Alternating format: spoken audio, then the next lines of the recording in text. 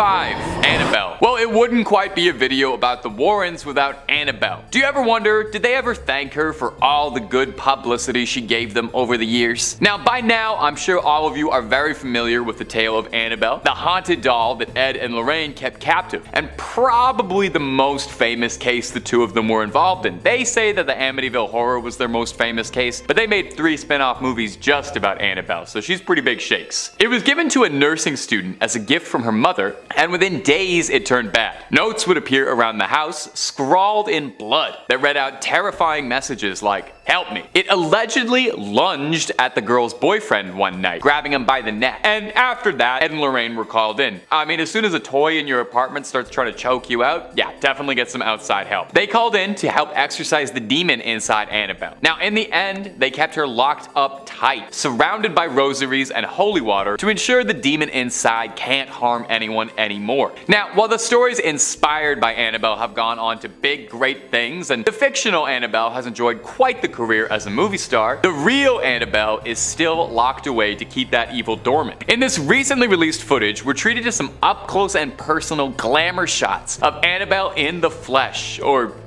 stuffing, maybe? Locked tight behind her cage. And this footage comes to us from Tony Spera, the son-in-law of Ed and Lorraine, who's taken it upon himself to maintain their legacy on his YouTube channel. If you're a big Ed and Lorraine fan, go check it out, because there's hours and hours of stuff to work through. He takes us on a brief tour of the museum, but gets up close and personal with Annabelle herself. Even through a YouTube screen, you can almost feel some evil energy radiating off this doll. Now, sadly, the Warrens Museum of the Occult is currently closed, so you can't visit Annabelle right now, but they're hoping to reopen it one day soon, so Annabelle can get back to scaring her fans in person like she always has. She makes convention appearances, did you know that? She just recently was at the Warrens Paracon, the convention dedicated to supernatural hunters of the unknown. I'm not sure if I personally would take a selfie with Annabelle. I wouldn't want to ruin her photo like that, unless I could guarantee she'd look really good. I don't want to offend her in any way. I try not to upset any cursed dolls. And if you're looking for way more stories about Ed and Lorraine Warren, true tales of terror, fake fibs of fright, ghouls, goblins, cryptids, aliens, true crime, basically everything scary under the sun and above it, Top 5 Scary is the only place to be. Stay subscribed, stay scared, and don't miss a thing. But let's keep going, because we got a whole lot more video to go through. Number 4.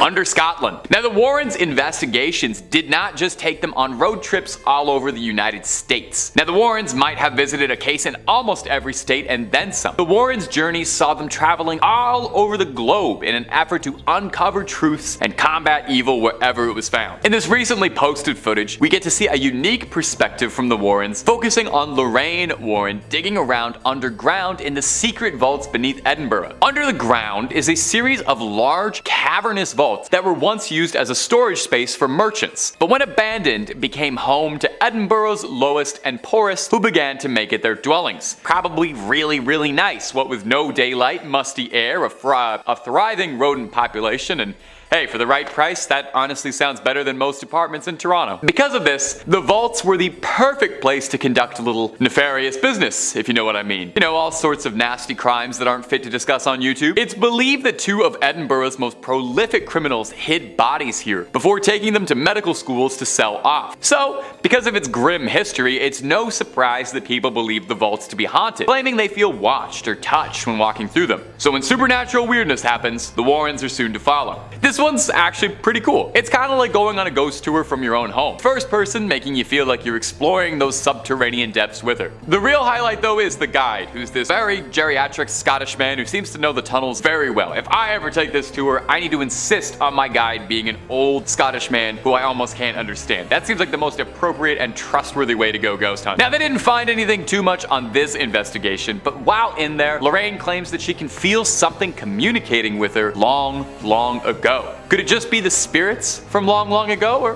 radio feedback? Let me know in the comments. Number 3, the Donovan Poltergeist. Now, our next entry is going to cover the Donovan Poltergeist, an often forgotten case in the Ed and Lorraine Warren oeuvre. In this clip, moderator Tony Spera, he's coming up a lot in this video, mentions that Ed has told him that on a scale of 1 to 10 for demonic intensity, I love that you can rank demonic intensity like that, the Warrens found this case to be a 10. Now, I gotta ask, if it's so intense, intense. I wonder why it's not more well known, but maybe they're keeping it hush hush because this is going to be the plot of Conjuring 4, so I'm giving you the spoilers right now. The Donovan poltergeist case was in West Hartford, Connecticut, when a young girl had come into possession of a Ouija board, one of the most haunted Hasbro products ever released, alongside the game Sorry. Ed briefly talks about how people can be so dismissive of Ouija boards. I mean, imagine who would be so dismissive of Ouija boards. Don't know anybody like that. And Ed mentions that although they may seem innocent and unbecoming like a children's toy, a Ouija board is an invitation for spirits to come and disrupt. The girl in question in the Donovan case asked the Ouija board all sorts of questions and started to get answers that only a spirit could give. Ed says that the spirit needed something in return, and afterwards her house started to become rabid. Objects thrashed around, levitating, so on. Ed describes a violent interaction with a poltergeist, claiming that at one point during their investigation, he found himself literally pinned to the wall by a malevolent spirit. He describes as well the house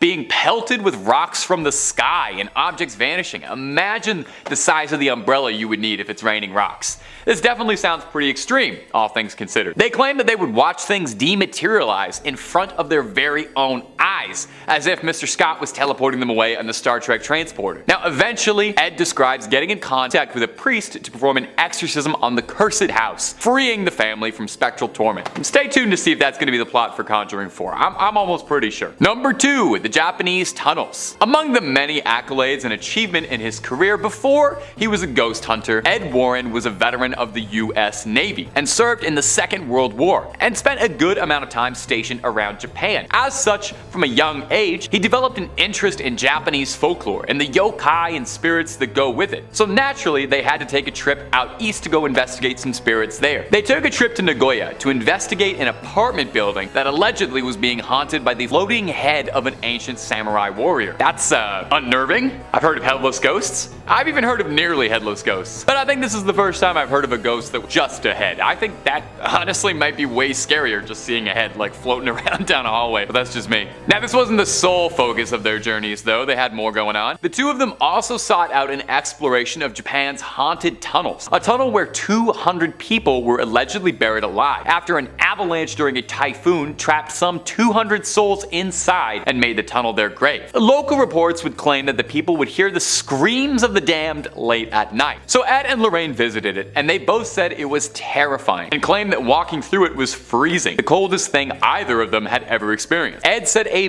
bitter cold came over him as he reached the end. He relays as well a story of a young man who tried to challenge his fear of the supernatural and ride a motorcycle right through this tunnel, but paid for it with his life and crashed. Now, for what it's worth, you know I love playing skeptic around here. You know I love getting my Scully on. I'm more of a Scully than I am a Mulder. I think this might be more of an urban legend because I did do a lot of digging for this video and I could not find any confirmed stories of a mass death inside a tunnel in Japan from an avalanche, but it's possible that it could be lost to time, very ancient, maybe records get lost, but nonetheless, interesting to listen to. And number 1, the Amityville interview. Now, the Warrens argued that the most famous case they ever worked on was the Amityville Horror, and there's no denying that when this case happened, it gripped the American public. In 1973, Ronald DeFeo took a hunting rifle and went one by one, ending the lives of each one of his family members remorselessly while they slept. He would later go on to claim that he was being commanded to do it. He was compelled by spirits to act this way. A little bit later, a new family, the Lutzes, moved into the Amityville house, aware of what had transpired, but moving forward with it anyway. It's just such a good deal on rent. You gotta take it where you can get it. In this recently released footage, we hear from Ed and Lorraine speaking in great detail about their experiences working on the infamous legendary case on their TV program Seekers of the Supernatural with the Warrens. Lorraine outlines how immediately upon walking in she felt stepping into the house, she felt immediately wrong. She reiterates that upon entering, she felt a great unnerving presence. She says pretty much as soon as she entered the sewing room,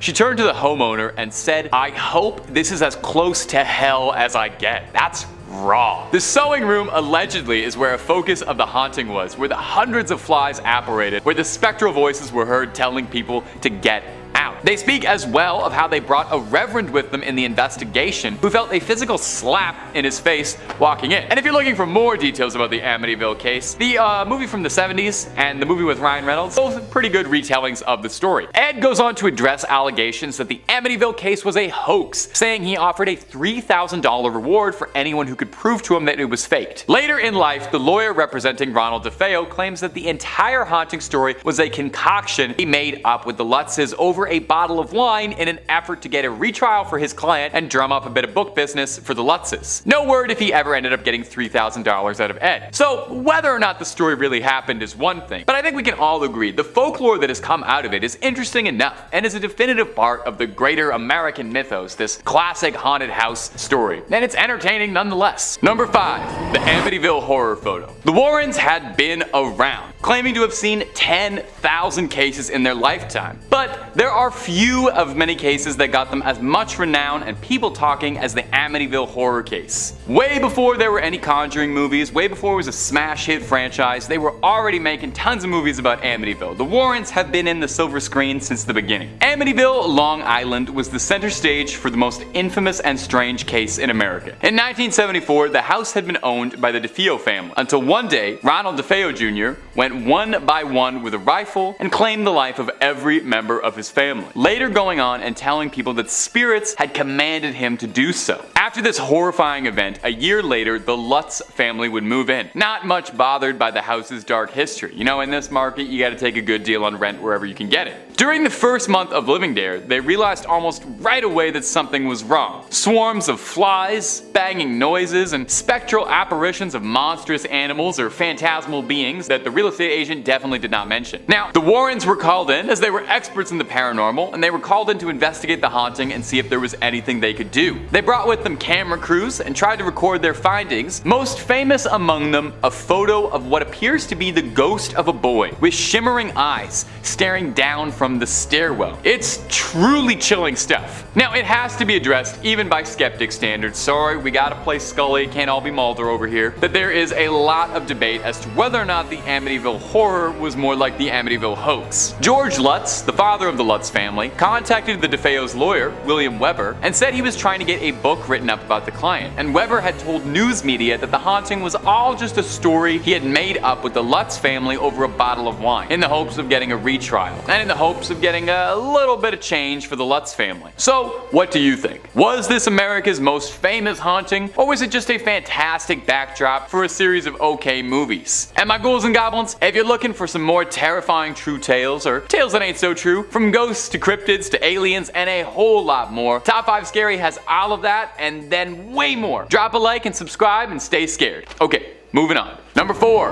Enfield. Another very discussed case from Ed and Lorraine Warren's case files is the infamous Enfield poltergeist haunting. It served as the backdrop for the second Conjuring film, although the second Conjuring took a bit more liberties than the other films. There was no Crooked Man or Valak in the original haunting story, but it's still pretty interesting to listen to nonetheless. It captivated audiences worldwide after photos surfaced showing what looked to be the young Hodgsons being possessed and thrown about the room levitating. It was 6 years after the Warrens had investigated the Perron family haunting, all the way in Enfield, England. The Hodgson family had been living peacefully there, helmed by the single mother Peggy Hodgson and her 4 children. It was the summer of 1977 when the youngest members of the Hodgson family seemed to be being targeted by spirits. They saw the dresser of their bedroom sliding across the room as if a powerful invisible force was pushing it all around. They would hear constant knocking from all over. Now, the family called the police because they were worried that there had been a burglary, and when the officers arrived, they claimed that they arrived to a home where the furniture was free floating throughout the air. Pretty wild stuff. Now, over the course of a year, psychics, investigators, amateur, and all kinds of paranormal enthusiasts came to the Enfield house in the hopes that they would be able to figure out the haunting and crack the case. Of course, it goes without saying that if this many paranormal enthusiasts were all congregating in one place, Ed and Lorraine Warren were definitely there. They were certain they had their hands on a classic poltergeist scenario. Now, like I said, between the film and the true story, they differ pretty greatly in this example. Really, the Warrens were not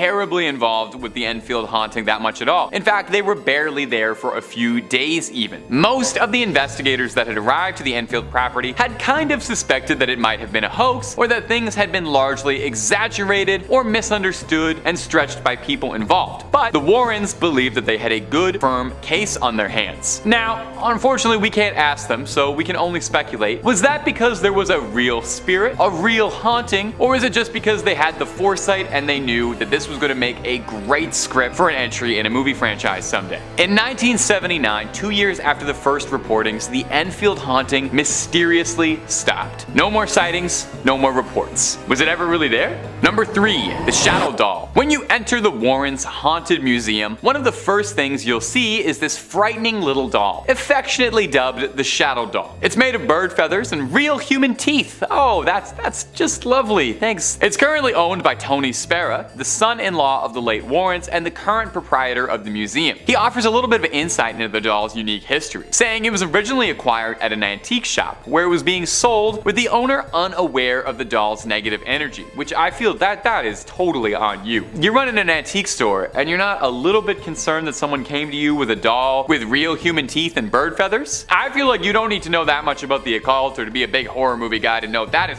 definitely cursed. If somebody comes in and drops a doll off at your store that has human teeth, your first response has to be to chuck that thing in the ocean, not put a $14.99 price tag on it. Oh, anyway, Spera claims the doll has an insidious little gift inside of it, and that's if you take a photograph of the doll and then the photo develops, you write a curse that you'd like to inflict on the back of the photo, and then you send it to your victim. The person who then opens the envelope and sees the doll in the photo will invite the curse into your home. And I know what you're worrying about right now. Are you cursed right now watching this video? Nah, you're good. I think digital photos are fine, and besides, I would never write any curses on any of these photos. And if I was ever gonna curse you, I would curse you to always make the right amount of pasta and have your crush text you back. I would only curse you something real nice. Now, my big question about the Shadow Doll is, do you think it gets jealous having to share museum space with Annabelle? How hard must it be to be the second most famous cursed doll in a museum of cursed dolls? People come in all day to gawk at your movie star sister, get autographs and selfies with her, and you just have to sit and stew. No wonder the doll is cursing people. I think it's got some repressed aggression. Number 2, the Southend Werewolf. This is maybe one of the odder cases in the Warrens' history, which is really saying something since the only thing the Warrens ever investigated was incredibly odd cases. This one was back in England again, in Essex. The Warrens got word of a particularly unusual case. This wasn't a haunted house or a poltergeist or a suspected demon possession or anything. This was someone claiming they had come down bad with a case of lycanthropy. There was a bad moon rising over Essex. A carpenter by the name of William Ramsey had claimed that since his youth, he had been cursed into transforming into a werewolf. Not every night or on full moons, but seemingly random times, the spirit of a wolf would overtake him and he would go feral. It hurts seeing someone live out your childhood dreams like that. He claims that he's been plagued his whole life, and his first transformation occurred when he was a boy. He was playing outside when he felt an icy breeze coming over his skin, freezing his sweat to his skin. He then said he felt a primal bloodlust and hunger coming over him, and he was overwhelmed by a pungent, awful odor. He flew into a fit of rage and found himself shredding a fence post with the fence still attached and chewing at wire mesh. Now, for years he wrote this off as a strange incident. You know, something that every boy goes through when you're growing up. Puberty's a strange time. It wasn't until 1983 that the wolf came out to play again. William was out at the pub with his friends when he felt that familiar chill come over him. He felt the sweat freezing to his skin and excused himself to go to a bathroom, and claims that when he looked into the mirror, all he saw back was a wolf's unmistakable snout and yellow eyes staring back at him. He called the cab home, but had to be held down by the driver because he was thrashing and lashing out at the driver and other passengers. Eventually, he composed himself. I think they gave him a milk bone, and he tried to live quietly after these incidents. It was in 1989 when Ed and Lorraine caught wind of the case. They invited him to get to Connecticut for a personal exorcism. I thought it was silver bullets that dealt with werewolves, but I guess that's probably a more permanent solution. Exorcism was probably the right way to go. Initially, William was skeptical, which I find kind of interesting. You turn into a werewolf, but you're skeptical that an exorcism will make a difference? Anyway, he ended up visiting, and reports claim that after a long night of violent thrashing, the wolf was finally exorcised, and since then, William Ramsey was able to find peace. And number 1, the Satanic Idol. I don't know, Ed and Lorraine, a satanic idol. idol, a human skull. Well, those things sound like they could be haunted. Do you guys like haunted things? No way a satanic idol and human skull that were involved in dark rituals are haunted. No way. The skull was given to the Warrens as a gift, which is kind of an odd gift to someone, but hey, they were kind of odd people, so they were probably thrilled to death with it. Now the idol is a different story. The tall, slender, bizarre idol doesn't immediately scream Satan or satanic, but you can take a look at it and you'd kind of be unnerved. This is not the kind of thing I would bring in off the side of the road. It's not the kind of thing you'd want to catch in the woods, and yet for one lonesome hunter, that is exactly what happened. Apparently the idol and the skull with it were taken from the woods nearby to the Warren estate by a local hunter who'd found them. The hunter claims he was approached by a man in mysterious black garb who ushered him away. Now obviously he was a little shaken and stirred by such a bizarre experience, so he went to the only people he thought he'd be able to trust with something like this, the Warrens, and took the idol to them for safekeeping. After he brought it to them, Lorraine fell deeply ill with no one able to diagnose what was happening to her. Ed believed that his family was being targeted for welcoming the idol into their home. You'd think that a demonologist would have seen that one coming, but hey, we all make mistakes. Lorraine recovered, and although no details emerged on how she did or what they did to purify and cleanse the idol, we can assume most likely it was probably blessed, exorcised, and doused in holy water of some kind, otherwise it wouldn't be fit to sit amongst their other treasures. It now rests inside the museum, alongside all of their other haunted relics. It's evil waiting inside, as it waits patiently for a Hollywood executive to come to it, and it's open to offers for a 3-picture deal with spin-offs included. Number 5. The White Lady Ghost. Among the Warrens' career of demonology was this peculiar case involving a local Connecticut legend, the White Lady Ghost of Union Cemetery. Whoosh, that's a doozy of a title. Can't you just be a spooky ghost? Anyway, Union Cemetery dates back 400 years, and it's said to be haunted by this one notable ghost. The tricky thing is though, nobody quite knows the exact origin of who she is. Some speculate that she's a woman who lost her child in childbirth and hasn't been able to move on to the afterlife because she still seeks out her child. Others speculate that she's a ghost of a victim who had been dumped into a sinkhole near the cemetery, and she's been unable to move on while this crime goes unsolved. You know, the fact that we don't even know her name or who she is, that's probably bothering her. That's probably contributing to all her worldly stress. The only things anyone can agree on truly is that those who say they've seen her claim that she's dressed in a bright white nightgown and has her head and face concealed with a white bonnet. One particularly good ghost story, local legend, says that in the late 90s, a firefighter responding to a call nearby said a woman in a white dress jumped in front of the truck and landed behind him. When he leapt out of the vehicle, there was no body on the ground, but a dent in the hood. Naturally, such a popular local ghost story caught the attention of Connecticut natives Ed and Lorraine Warren, and this never-before-seen footage was released by Tony Spera, their son-in-law, and it's Ed filming the cemetery looking for proof of the White Lady. We'll play some of it for you now so you can get your eyes on it and you can try to make out what's happening. Ed Warren claims that in the footage you can see the ghost walking behind him in the shadows and turning to look at him. Lorraine Warren once said this evidence was so important that it had to be locked away to be studied by the New England Society of Paranormal Research. And I don't want to pop anyone's balloon here. It looks to me like they locked it away because it's not really that impressive. I personally couldn't really see anything in this, but let me know down below if you think this is smoking proof of a ghost walking through the graveyard, or if it's just some blurry lights through the fog. And if you're looking for more ghost videos, stories about Ed and Lorraine, hauntings, possessions, exorcisms, and basically anything freaky, Top 5 Scary has all of that and then some on top of it. Click through, subscribe, and like, and I am certain you'll find something to suit your fears. Stay scared. Number 4. The Museum Tour. If you want to go to the world's foremost collection of haunted relics and cursed objects, there's probably no room more affected by evil than the legendary collection of the Warrens' Haunted Museum of souvenirs from their case files. Now sadly, as of this recording, the museum is currently closed down and hopefully reopening someday soon, but in the meantime, you can take a little digital tour. As this footage posted by the Warrens' son-in-law, Tony Spera, shows Ed Warren giving a guided tour of some of the more unique and memorable haunted artifacts resting in that Connecticut garage. Now the full video is definitely worth a watch if you're a fan of the Warrens, since it's about as close as you'll be able to get to walk around the museum these days. It's a full half-hour long of Ed Warren walking around, going into grand detail and recounting some stories about their more notable cases. Some shoutouts I'll include real quick include the witch Hannah Cranna, an old Connecticut legend, or the Conjuring mirror, which might sound like it has something to do with the movie series,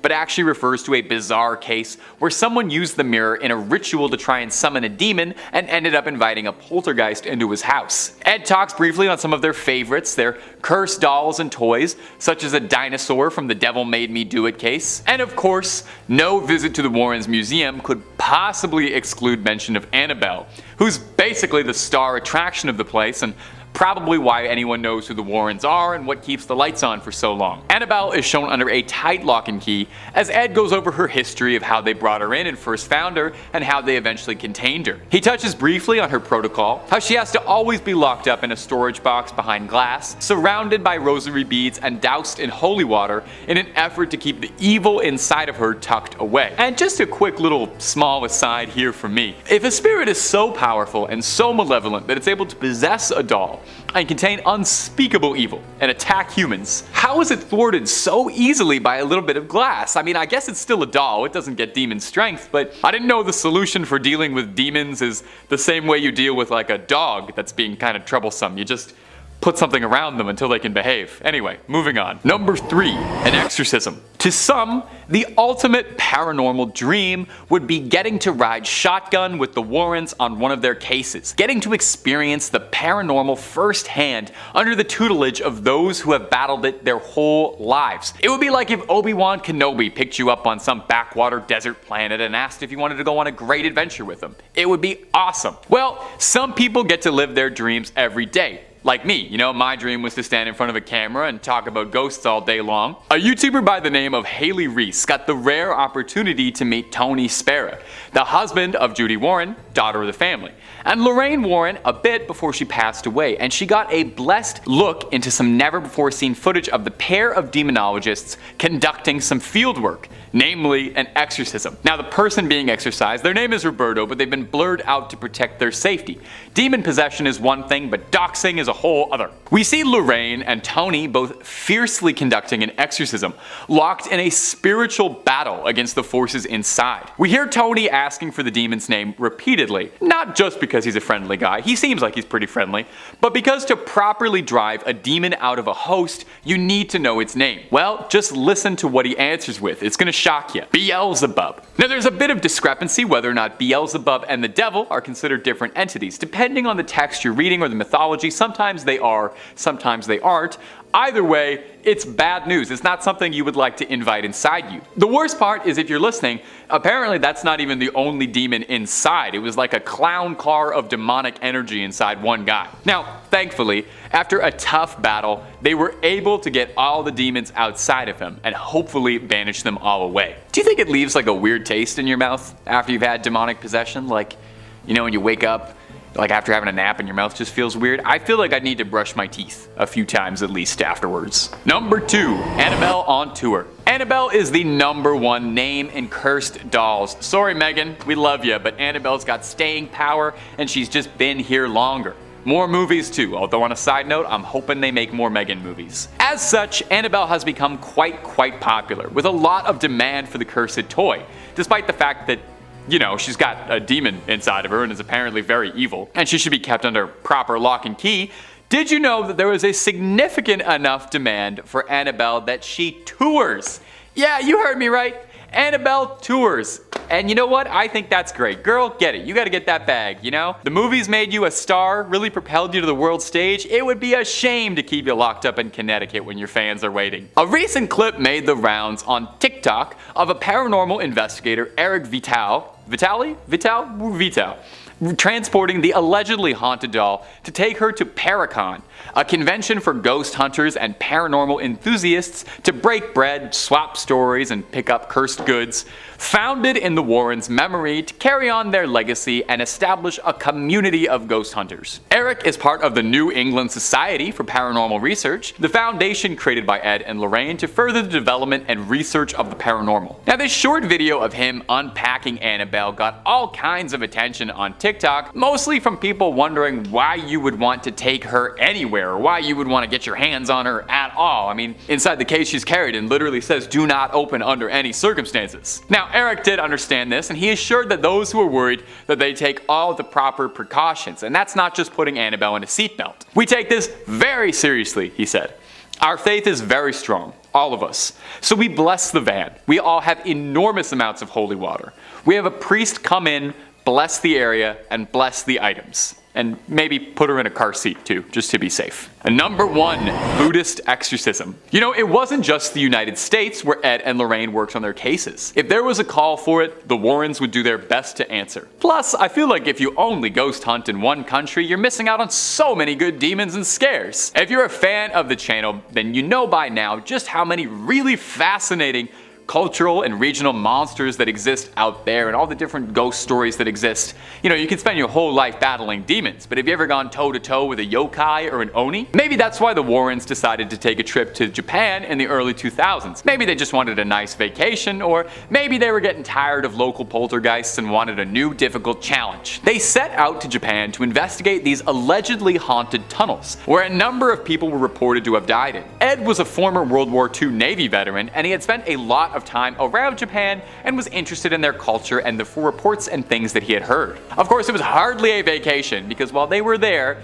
they were asked to participate in a Buddhist exorcism of a young woman named Teresa who had become the unwilling host to a litany of demons. They were aided by a group of Buddhists during their exorcism, a change of pace from their usual help from ordained Catholic ministers. We'll play it for you now so you can get some eyes on it. In the clip, we can hear Lorraine doing her level best to try and cast the evil out of the young girl's body. Now, the clip's a bit hard to watch, I'm gonna be honest. Seeing somebody writhe around screaming in what looks like agony, but luckily, they're being tended to by the experts, I guess. If there was anyone you'd want, it would probably be Ed and Lorraine and a group of Buddhists. Ed and Lorraine said the Buddhists were extremely helpful, saying they were cut from a different cloth. And if they're ever running out of Conjuring movies or running out of ideas for them, I think they should start sending the Warrens internationally. Or just stop pretending they're based on true stories altogether.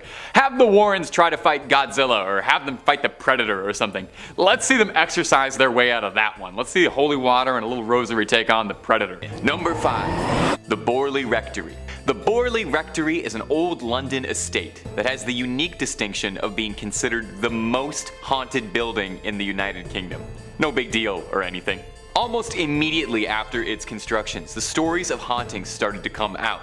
A local legend says that in the 12th century, a priest and a nun had an affair, and when they were discovered, the nun was bricked up and left to rot in the nearby church.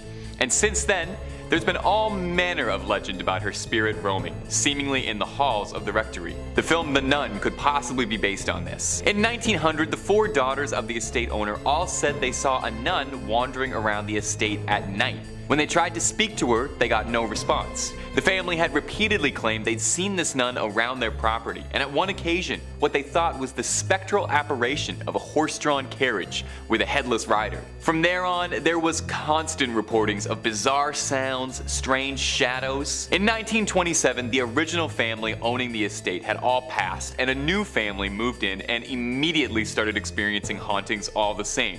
The new family, the Smiths, discovered a human skull in the cupboard in a brown bag shortly after unpacking. They reported poltergeist behavior like unexplained footsteps, lights flickering around them, and the same sightings of headless specters. After only 2 years, the Smith family left the rectory, unable to deal with the hauntings present.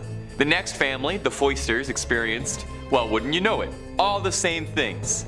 Objects flying around their home, and on one occasion, claimed that their daughter was attacked by something horrible. They swiftly moved out as well, and the last owner of the rectory would be Captain Gregson, who accidentally lit the estate ablaze while unpacking, knocking over a lantern. Although an insurance report claims that they think the fire was started intentionally, perhaps in a desperate attempt to cast away whatever evil remains in the Borley Rectory, or maybe he unleashed it onto the world. Now, my friends, if you want to hear more scary stories about haunted houses and just about everything else under the sun, we're the place to be. Subscribe and creep on creeping on. Number 4. Roland Doe. Now, the story of Roland Doe is fairly notable as far as famous exorcisms go, mainly because Roland Doe's case served as the inspiration for the legendary horror film The Exorcist. Roland Doe, a name for the anonymous boy, lived a quiet life in Maryland. He was the family's only son and didn't have much in the way of friends while growing up, save for his Aunt Harriet, a spiritualist and lover of the occult. When Roland was young, she gifted him a Ouija board and taught him how to use it. Now in 1949, dear old Aunt Harriet would pass away, devastating Roland and the family. After her passing, the family started to experience strange, inexplicable occurrences around the home. Scratching would come from inside the walls, water would be leaking out of all the pipes, and curiously, Roland's bed would be moved around in the middle of the night. Confused, the family sought out the experts of everyone they knew, and their local minister suggested they needed the help of an exorcist. Priests came to exorcise the home and Roland, believing that the boy had been possessed by the devil. They strapped him to a mattress to begin, but had to stop when he broke the straps and slashed one of the clergymen with the strap. Red scratches appeared all over his body, reading out the word Louis. The family believed this was a sign they needed to move to St. Louis, where the family had relatives. From there, they were put into contact with a series of priests who would conduct round-the-clock exorcisms on Roland. The days would pass normally, but at night, the battle would begin when Roland would enter a trance-like state, speaking in Latin, gutturally growling, even threatening priests that Satan had taken him. For weeks, the priests toiled tirelessly to exorcise the demon, until eventually there was a miracle breakthrough. The priests called upon the power of St. Michael and told the demon he was coming to battle them. Roland woke the next morning and said he had a vision of Satan and St. Michael on a heavenly battlefield, fighting for control of his soul, and that he knew Satan was gone. From here, Roland lived a happy, healthy, normal life, and his case might have been forgotten if author William Blatty wasn't inspired by the case after reading a story about it in the paper. But without him, we never would have got The Exorcist, so it all worked out, mostly. Number 3. The Crescent Hotel. Now, the Crescent Hotel is a beautiful stop if you're ever visiting Arkansas. It's been called the Grand Old Lady of the Ozarks due to its gorgeous old Gothic design and wonderful view of the mountains. What a shame that such a beautiful spot is said to be home to tortured souls unable to move on. During construction of the Crescent Hotel, a worker named Michael plunged from the death, fatally landing in room 218. The room has since been a hotspot for paranormal activity, with bizarre noises and laughter reportedly heard by the guests. But this wouldn't be the only haunting present at the Crescent Hotel. You see, before it found life as a hotel resort and a spa, the Crescent Hotel was run by a charismatic charlatan named Norman Baker, who ran an alternative clinic out of the hotel, claiming the spring waters had restorative powers and could cure any ailments. Of course, Baker didn't even have the slightest medical experience or training and was far closer to a two-bit con man than he was a doctor. Patients would check in and never leave. Baker would promise patients a cure for everything up to cancer, when in reality he was just injecting them with corn silk and water. Baker was arrested for his crimes in 1949, but the souls of those he tormented wouldn't find peace yet. All throughout the hotel, guests report strange noises, scratchings, whisperings, with some going so far as to say they see ghastly figures, floating orbs, and such. There's even a notable ghost who wanders the halls. A nurse named Theodora is the hotel's most prominent ghost, who manifests as an old woman flustered out of room 14. She hates mess and discord, and many guests report that they'll discover their belongings have been rearranged if they're staying in her room. There's even sightings of a ghost cat named Morris, who luckily is a benevolent spirit. Guests report hearing purring or feeling a mysterious warm brushing against their legs. I just hope there's meow mix in the afterlife. Number 2. The Winchester House. William Winchester was the heir to the Winchester rifle throne, and married to his wife Sarah, they lived happily. They welcomed a daughter, although tragically she fell ill immediately and passed before her first birthday. Shortly after, William would pass as well, leaving Sarah alone, depressed, and with roughly $20 million kicking around. In 1886, Sarah used the money to move from Connecticut to California and began construction on her legacy, her mansion. It was built for 20 years. She paid workers night and day round the clock, demolishing one improvement to make another.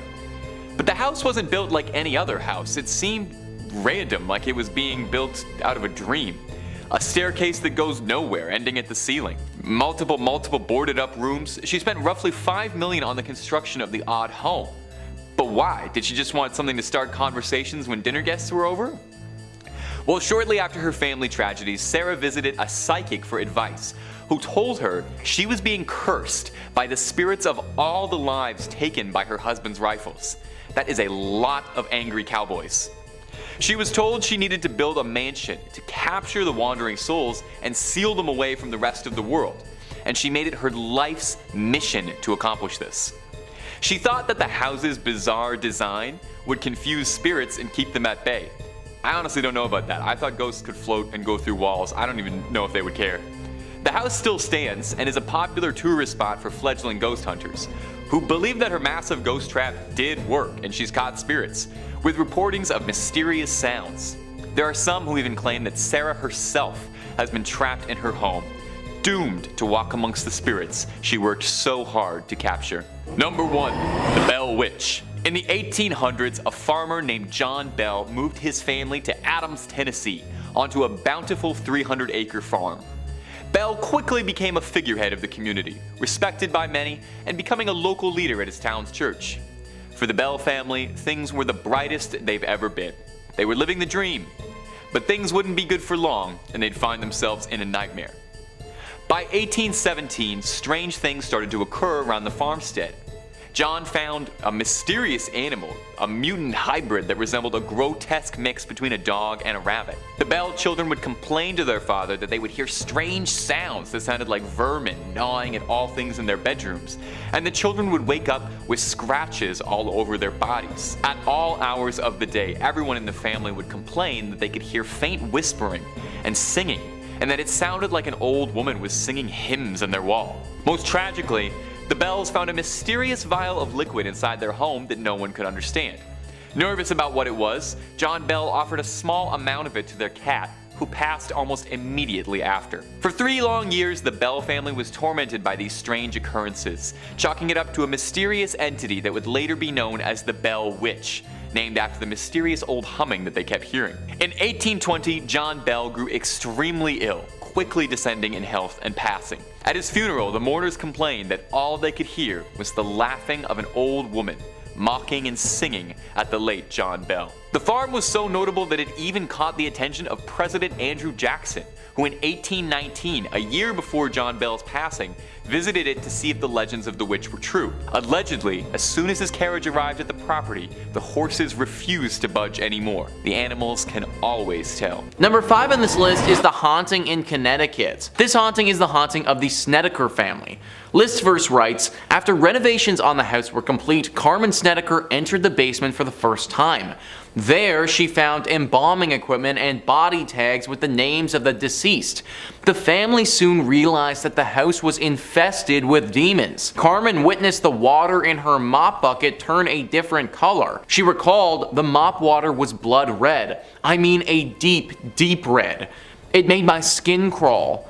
The middle son said the lights were coming on and off and on and off even though there was no bulbs in it. Ed and Lorraine Warren assisted in performing an exorcism on the house, which has brought closure to the family. Since then, no further paranormal activity has occurred. The Snedeker family remained in the house for 2 more years before they relocated to Tennessee. So guys, all of this is well and good, and it's what the Warrens want you to believe. Is it true? Probably not. You see, they had someone come in and write a book about the events that happened here. He went in and interviewed the family multiple times, and it turns out that they couldn't keep their story straight at all. They were all over the place, and it felt like nobody actually knew what happened. Then he went to Ed and told Ed that he can't write this story because nobody has any idea what actually went down. And you know what Ed said? Just make it up. That's literally what happened, guys. The story about this place is just made up, and it was probably never even true to begin with. Also, while literal mop buckets were filling up with blood downstairs, the upstairs neighbor was totally fine and just living their life. Seems kinda strange that the demonic possession would differentiate between floors, but I guess that's what the Warrens want you to think. Number 4 on this list is the Vampire Girl. Now this is one of those cases that, if it's true, doesn't get enough of the limelight. The Warrens have dealt with werewolves before, and we actually looked into the South End werewolf and what it's all about in one of our previous videos. But this vampire case, it never really gets talked about. The Warrens were brought in to deal with an 18-year-old girl who was going down a path of vampirism. This girl was very interested in death and the underworld. She started performing satanic rituals by herself, and as you'd expect, ended up becoming possessed. The possession was clearly vampiric in nature, and the demon was hungry for blood. It's said that she would wait in cemeteries for unsuspecting victims and then attack them right when they got there. It was reported that 16 people were bitten by this girl, and she would actually drink their blood. To my knowledge, nobody was killed, but there were obviously some pretty serious injuries involved. Now, what strikes me as odd is why this case hasn't been discussed more. It almost feels a bit like a secret because it's never brought up and largely forgotten about. Yet, when you consider what actually happened and the events that transpired, this is one of the most shocking things they ever did. The fact that we don't bring up this case and talk about it more actually leads me to believe that if there is any truth to be had in the Warrens' exploits, it might be here. Maybe they were actually trying to protect the world from the truth here. The truth that vampires are potentially real. Number 3 on this list is Ed's relatives. This is something that really doesn't get mentioned a lot, but Ed Warren saw demons just like the rest of the people he tried to help. I think the media often portrayed the Warrens as these almost superhuman individuals who were impervious to the will of paranormal entities, but Ed certainly struggled with this growing up and for much of his life. Apparently, Ed would be frequented by the ghosts of long-past family members. These paranormal entities would speak to him and tell him to do things. He was pretty private about what they would say to him, but we know that he did in fact get frequented by them. Who knows what they could have told him to do though, or how long he was seeing these visions. I think the reason that this was kept under wraps for a while was to preserve Ed's image as the person who comes in and saves people from these paranormal entities, rather than potentially somebody who suffers from them as well. Number 2 on this list is Aaron Cheyenne Johnson. This is the infamous Devil Made Me Do It case. Aaron Cheyenne Johnson killed his landlord in 1981 by stabbing him to death. When he was brought to court though, he claimed that he was not in control of his actions and the devil literally possessed him and made him do it. Now this is pretty serious stuff, so how does Ed and Lorraine Warren fit in? Well, it's been speculated that Ed and Lorraine might have made the entire thing up, which effectively means that they were trying to get a murderer to go free based on a blatant lie. Johnson had a brother-in-law whose name was David. David was mentally ill. He needed professional help. The Warrens saw this as an opportunity and decided to try and exploit it. They came in and tried to manipulate the family to say that David was initially possessed with a demon and that Johnson came in, told the demon to take his body instead, and saved David from said demon. If the public believed this, then the Warrens would be smack dab in the center of a massive demon case. David and his family would get a lot of money from publicity deals, and the murderer Johnson would get off scot-free. It was a win-win-win for everyone except the justice system. Well, David's family wasn't happy about it after some thinking. They ended up suing the Warrens, claiming that they manipulated them and tried to get a guilty man to walk free, which if everything that I just said is true, they did actually do. Just another secret that came out that they didn't want to be revealed. And finally, number 1 on this list is Annabelle. In our last part of the series, we were breaking down some of the Warrens' cases and talking about how some of them may have been fraudulent. Well, a lot of you were commenting on that video asking about one of their most famous cases that I haven't brought up yet.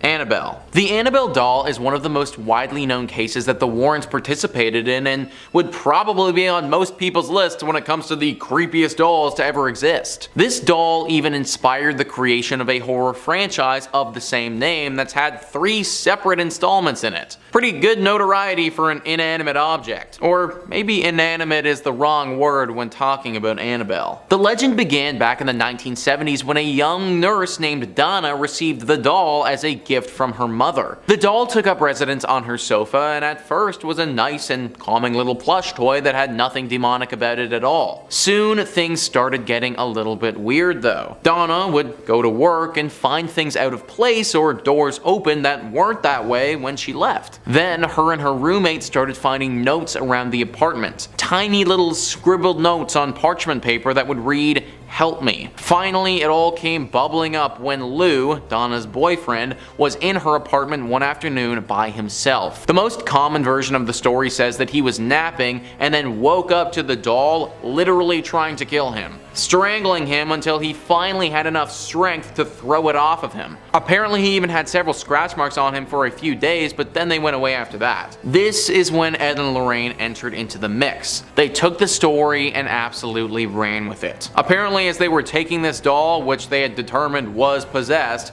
as they were taking it back to a safe place, it tried to crash their car several times, and only putting holy water on it would stop this interference. Of course, no one else was actually in the car at the time, so we just sort of needed to take their words for it. And that's actually the thing with this story. The only actual evidence or proof about this doll is that they told people it was haunted.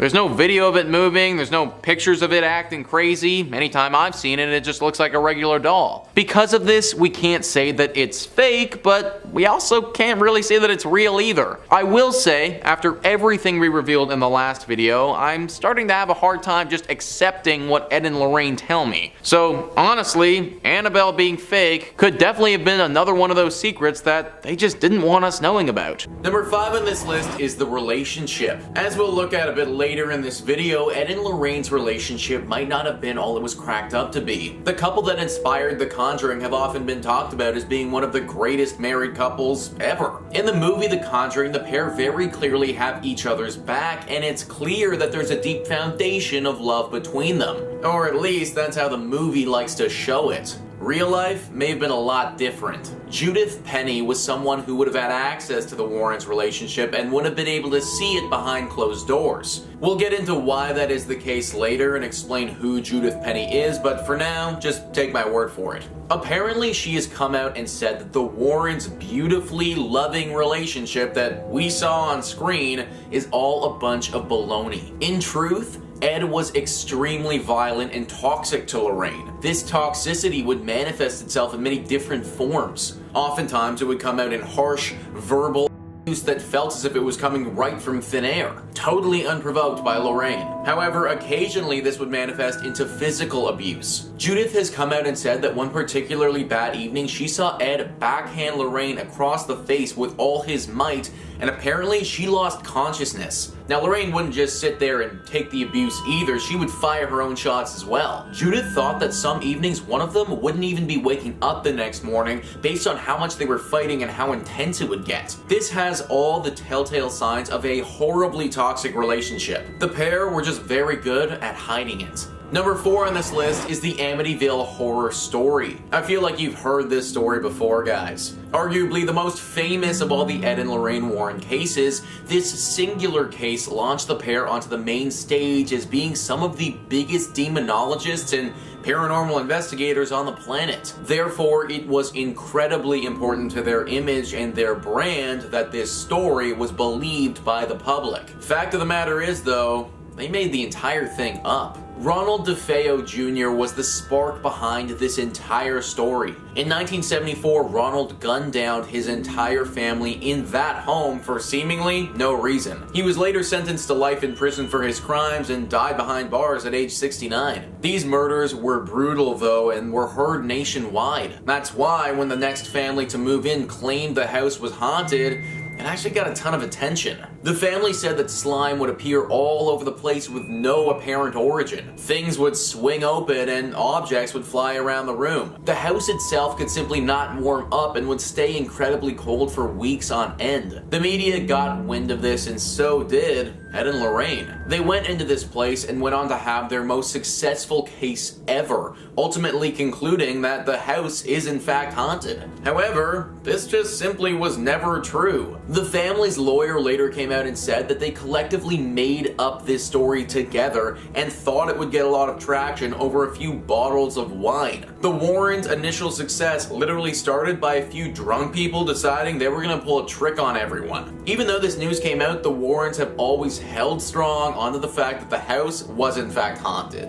Number 3 on this list is Judith Penney. Ed and Lorraine Warren were married right up until Ed died back in 2006. The couple had been together for a long time and shared quite the life together. I mean, think about all the crazy things that they did. I highly doubt that many people can say that they stopped ghosts around the world and became famous together. While they were at the height of their success, they looked like a power couple.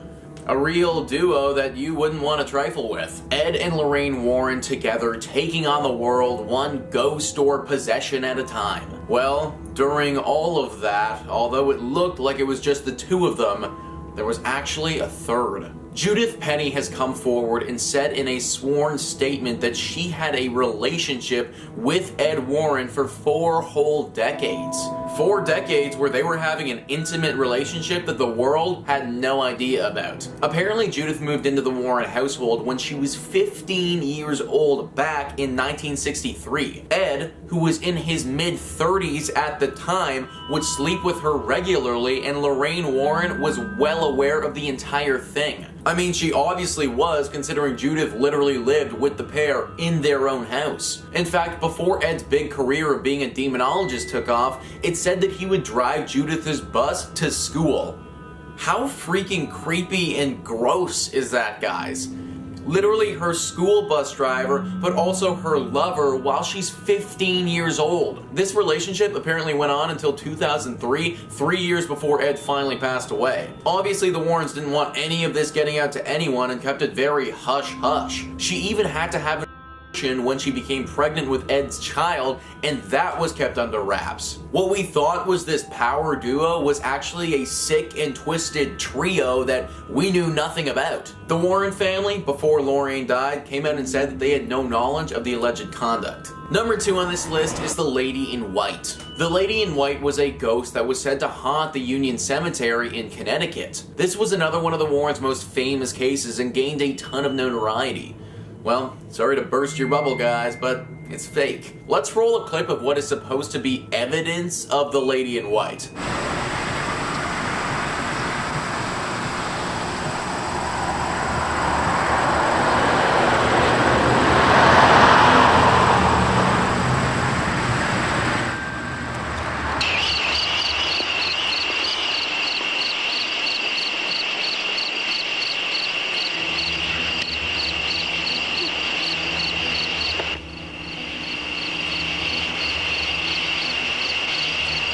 So first off, where the hell is the ghost there, and how on earth did this qualify as proof? Like, frankly, I hardly see anything at all, but even if I did, guess who's behind it? Judith. Yeah, the girl that Ed had an illegal relationship with was the Lady in White. Literally dressed up in a sheet, and the pair took some grainy pictures and videos together and claimed it was evidence. Just another secret that the Warrens tried to hide, but eventually it's bubbled to the surface. And finally, number 1 on this list is the smoke and the mirrors. We've already talked about the Amityville Horror House and the Lady in White here, and about how they're all fake. Well, guess what, folks? I hate to do this to you, but they ain't the only ones. Everything the Warrens did was just a bunch of smoke and mirrors. This mural haunting saw other experts come in and look at the space. Nothing was wrong with it. Some of the exorcisms they performed, those people weren't really possessed by the devil. They were mentally ill people that the Warrens were preying on. The whole story about how they cured someone of being a werewolf, like, that doesn't even make any sense. Smoke and mirrors. That's what the Warrens' career was. Now, that's not to say that they didn't inadvertently stumble upon something paranormal every now and again. I mean, if you believe in that sort of stuff, then they must have, based on how active they were in the community. But basically, a lot of our favorite stories that rocketed them to the top of the demonology community are completely fraudulent. I guess it's not the worst thing in the world to know that we aren't living among as many ghosts as the pair claimed that we were. Starting off this countdown, we have the ghost in the photographs. In this footage, we see Ed and Lorraine Warren discussing a number of cases where they caught photographic evidence of ghosts. The show was hosted by Tony Spira, the Warrens' son-in-law. The first case they talk about revolves around a woman named Gail Martin, who we also see here. Basically, Gail moved into a house and for the longest time, nothing spooky happened. Then one day she was out digging in the backyard and gardening. Her husband took a photo of her doing so, and when it developed, you could see a white silhouette of a ghost. Years ago it was taken. There it is. There it is, Tony. Now, you see that Gail is higher than that woman. Then we have a second photo taken of Gail on the same day. And again, we see the same ghost in the shot. Now, as you notice, Gail turns around and Gail is smiling. And because her husband is saying something funny. So at that point, the woman is smiling, and she puts her hand up to her mouth in that manner. Unfortunately, since it's old footage, it is hard to see the ghost in the photo, like its face. It just kind of looks like a white blob. Now, Lorraine actually made contact with this ghost, and that's when we learned about her sad story. So according to Lorraine, the woman in the photograph once had a child who she absolutely loved. She even built a place for him on her property for him to stay, so he was always close to her. Then one summer he was working at a children's camp when there was a polio epidemic. Sadly, her son contracted polio and 3 days later passed away. The mother was extremely heartbroken by this. So when she passed away, she stayed attached to this piece of land. Now, when Gail started gardening, the ghost made herself known because someone was working on the piece of land that was sacred to her. Is out in the yard, in the garden, and now you're doing something to improve that. After all of these years probably of neglect, now you're going to be fixing it. And I believe that that is the reason she's there. The next ghost that they talk about, though, is not as nice as the first one. Let's take a look at it. Above the chair, right? Right above the chair. Right.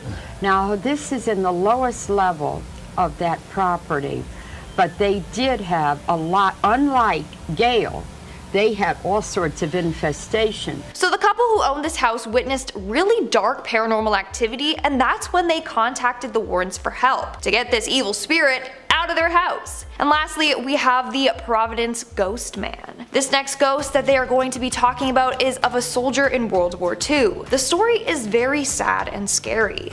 His wife was informed that he was killed in action, not even missing, that he was actually killed in action. And then a week later, she committed suicide. She committed suicide, and 1 week after that, he was found alive. That is just heartbreaking. His wife literally took her own life thinking her husband died, when in reality, he was just missing in action. Both of the ghosts are said to be attached to that home still. In fact, no one has moved into that home since. If you look at the top right of this next clip, you'll see the ghostly image of this man. No one ever occupied that cottage again. Now that looks like a man, Yes, but we have other photographs which look like a woman. yes, we do. So where you have one spirit, you have many more other than spirits. one, yes. Moving on to number 4, we have the cursed objects. And if you guys are liking this video so far, then smash that like button because it really helps us out. Many of the objects in this room here have had dire effects on people. People have been maimed, have been killed. People have wound up in mental institutions because of many of the things they write in this building here. Now let's head on over to the Warrens Occult Museum. In this interview, Ed talks about how dangerous their museum really is and the number of people that have died or have been severely harmed after visiting it. Raggedy Ann doll, which was responsible for the death of a young man who came in here one time, who challenged the doll to do its worst, and it did. Then you have a detective who was almost killed right in this room that we're standing in. Now, the Warrens had a strict set of rules. They told visitors not to touch anything in the museum whatsoever. This is because their aura mingles with the object's aura and it can easily latch onto them. Next thing you know, you're bringing that demon home with you. Anyways, this is the process Ed will take you through if you do end up touching anything. If anybody touches anything in this room, their aura mingles with the aura of that object, which is very evil. I would then tell them to close their eyes. I would vision them in what we call a Christ light, make the sign of the cross over them so they take nothing out of here. That's just a precaution that I always use. As cool as the museum sounds, you'd never catch me there. In fact, according to Tony, when he arrived with the camera crew, the spirits were upset and decided to shut off all the lights on them to tell them that they were upset. Well, we were starting to film, you mean, just as Rob was coming to us to start the interview, every single light went out. Every single light went out without any kind of jolting, just died.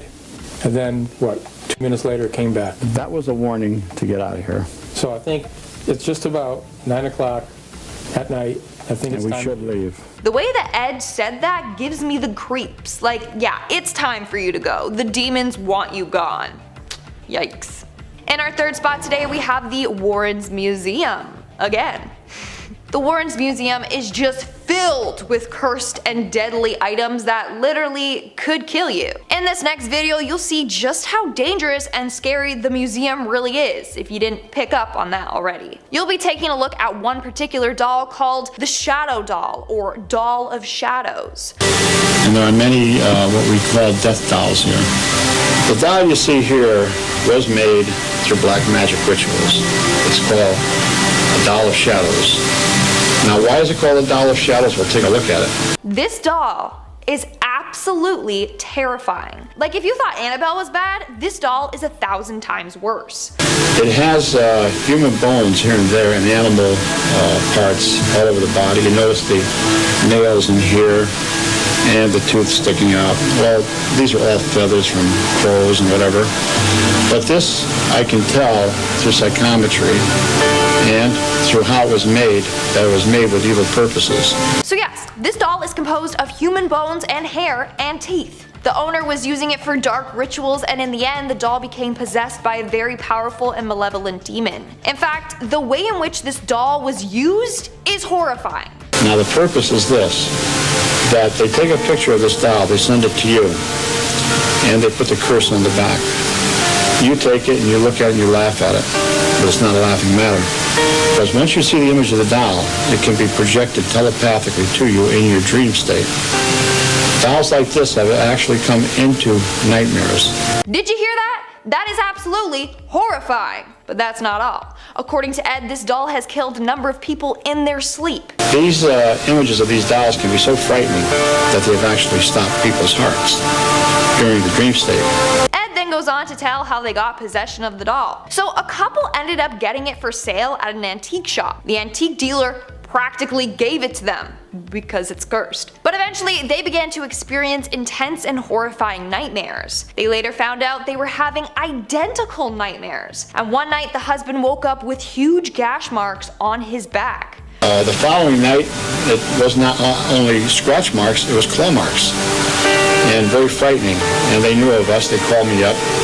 I went out there and they said, take this doll, please. The scariest part? The doll can never be destroyed. You see, you must be very careful with a doll like this. You do never destroy it. If you destroy it, you could have things occur to you that would be horrible. Because the spirits that are within the doll then are freed. And where do they go?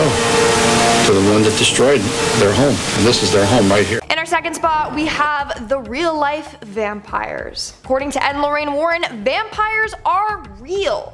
Ed, I'd like to ask you about vampires just to start right off.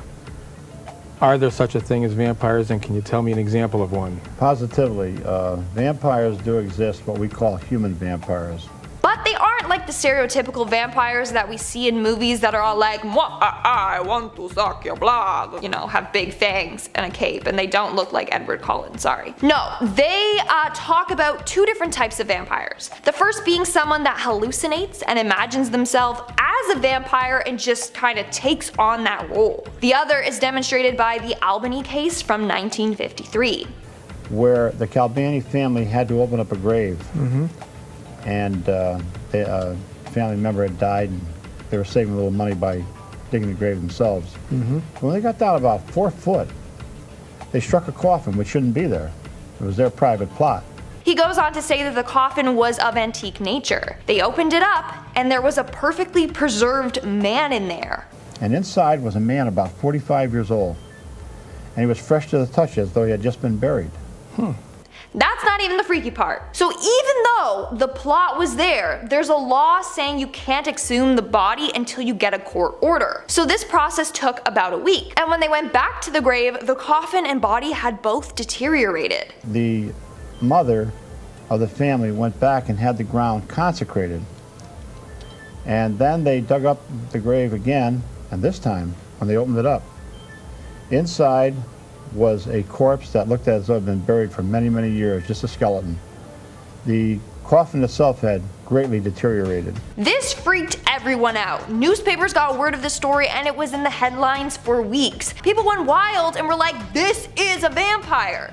And they were right. According to the Warrens, the man in the coffin was a sorcerer and user of black magic and also a vampire. He had put himself into a catatonic state. He was alive, but just barely. Still alive, but I'm barely breathing. And then at night he would leave the coffin with his astral body and find his prey. His astral body was being connected to his physical body by something Ed refers to as a silver cord. So no matter how far he went, he could still make it back to his body. But while the physical body is still alive, there's a silver cord, a supernatural cord, that emanates from the physical body to the astral body. No matter how far away that astral body goes, it could go 3,000 miles, that cord would still be attached. It's only when that cord, that supernatural cord, is broken, that death comes to that physical body. So somehow that cord got broken, and maybe that was when the woman got the land consecrated. And that's why the next time they went to the body, he was just bones. Now, you're not gonna believe this next part. I mean, it's hard for me to believe, I'm not gonna lie. So this vampire dude didn't arise from his tomb and go around biting people's necks to suck their blood. No, no, no. And he would go in search of blood, but he would not bite into anybody's neck. He could take the blood through what we call teleportation, apports. Now today, of course, with all the ways that somebody could get blood, a vampire doesn't have to attack anybody to get that blood. So vampires literally could be real and among us. They just can get blood sneakier ways, like maybe they work at a blood donation center or a hospital or something. Ever think of that? The Warrens did. And in our number one spot today we have Annabelle the doll. All right, I think one of the most famous would be Annabelle. This is a Raggedy Ann doll that's made like thousands of other dolls, except that this doll was used in communication, almost like having a seance. In this next interview with Ed and Lorraine Warren, they talk all about Annabelle the doll and her origin story. So story goes that a young nurse received the doll as a gift from her mother. She lived with a fellow nurse. The two worked together and lived together. Well, one morning the nurse brought down the doll while they were eating breakfast and placed it on a chair at the table. This was meant to be a joke like, oh haha, she's having breakfast with us. But the next day she did the same thing. She brought the doll down to the kitchen table and sat her down at a chair. And the next day she did this until something terrifying happened. But the third morning, they're talking to the doll, and the arms of the doll are on the chair like this. Suddenly they went up and onto the table. Now this didn't frighten them. This intrigued them, to the extent that the one nurse said to the other one of the nurses knows a medium. Let's ask her about this. I'll bet you there's a spirit in that doll. That's what they did. And that was their first mistake. So they did end up taking it to a medium, and the medium informed them that a spirit of a 6-year-old girl who had died in a car accident on the road by their house was latched onto this doll. Surely enough, they searched this and a young girl named Annabelle did pass away in an automobile accident near them. But listen to what Ed says here. But God does not allow the spirit of a child to go into a doll. This was a demon who was posing as that little child to create sympathy to these two young women, which it did. It worked, and this demon tricked the girls. They ended up looking after this doll thinking it was Annabelle, the little girl. They would take it out on excursions, buy it clothes, jewelry, etc. But then it started to attack the girls. The scariest thing occurred when the two nurses came back from their shift. They'd come home after midnight, put the key in the door, unlock the door, and who do you think is standing there? The Raggedy Ann doll. Standing there. Now that doll has flimsy legs. If you try to stand it up, you can't. Hearing Ed say this just sent shivers down my spine. Literally. Just imagine going home and seeing that doll standing perfectly upright. The doll later went on to attack one of the nurse's boyfriends by choking him out in his sleep. I dreamt that that doll was strangling me. He had marks on his throat. Was it psychosomatic? Well, let's see. But wait, there's more! The boyfriend ended up picking up the doll and throwing it across the room, and Annabelle did not like this. Picks it up and throws it right across the room. You're nothing but a rag doll. You couldn't hurt anyone. With that, Tony, 7 psychic slashes appear on his body. Wow. Now, we've seen these kind of slashes. We've filmed them. These slashes come from nowheres. The blood came right through his shirt. Then finally, Ed and Lorraine Warren got involved and took Annabelle to their museum. Number 5 on this list is the Triangle Field Ghost. The triangular field is a section of the battlefield that was fought upon during the Battle of Gettysburg, a brutal fight that took place during the American Civil War that is said to have claimed the lives of over 40,000 men. To give you an indicator of how bad this battle was, a surviving soldier from the battle is famously reported saying, "Some with faces bloated and blackened beyond recognition lay with glassy eyes staring up at the blazing summer sun. Others with faces downward and clenched fists full of grass and earth, which told of the agony of their final moments. There lay a headless trunk, a severed limb or two, and they lay in grotesque, abnormal positions that contorted their human form." All of that sounds absolutely horrifying, and it's no wonder that the triangular field has been a spot associated with a plethora of paranormal sightings. Ed and Lorraine have a clip from several decades ago when they visited the triangular field and saw what they believed to be the ghosts of some Confederate soldiers. Let's run that now. Right there. See? Uh-huh. Look. There's nobody there. So as you can see, there's definitely some movement going on in the trees, and it seems to be in the form of some white figures. This is similar to some of the other reports this place has received over the years, with others saying that they've seen Confederate soldiers dressed in white wandering the grounds. Now, I do want to point out that this definitely could be staged, but with the amount of lore surrounding this location and the way that that one soldier described the battlefield, I personally wouldn't be surprised if this spot is haunted and Ed and Lorraine stumbled upon some of the ghosts haunting it. Number 4 on this list is a recording about the Annabelle doll. The Annabelle doll is one of the most famous cases that Ed and Lorraine Warren participated in. This doll was said to have become demonically possessed and wanted to harm the owners of it. The clip that I'm about to show you is actually from Ed and Lorraine's YouTube page, posted by Tony Spera, the son-in-law of Ed and Lorraine. Donna, the nurse that received the doll, received it from her mom on her 28th birthday. Donna was a nurse in Hartford, at Hartford Hospital, and she had a roommate that was also a nurse. So that's the actual doll right there in the Ed and Lorraine Museum, and as Tony says, it was given as a gift. Obviously, this was a pretty horrible gift based on what it proceeds to do. In the next clip, Tony is going to detail just one of the sick and sadistic acts that this demonically possessed doll did. He picks up the doll, he throws it across the room, and he says, "That's just a Raggedy Ann doll, can't hurt anybody." With that, 7 psychic wounds appeared on his body. All of the stuff he details in the clip happened directly after this doll tried to strangle that same man while he was in his sleep. This doll went on to do so many other things as well, and Ed and Lorraine had to get involved to stop it. Just seeing this doll in these recordings is pretty creepy if all of the stuff that it's reportedly done is true. If I was Ed and Lorraine, rather than put that thing in my museum, it's going straight into my fireplace. Number 3 on this list is a recording from an interview.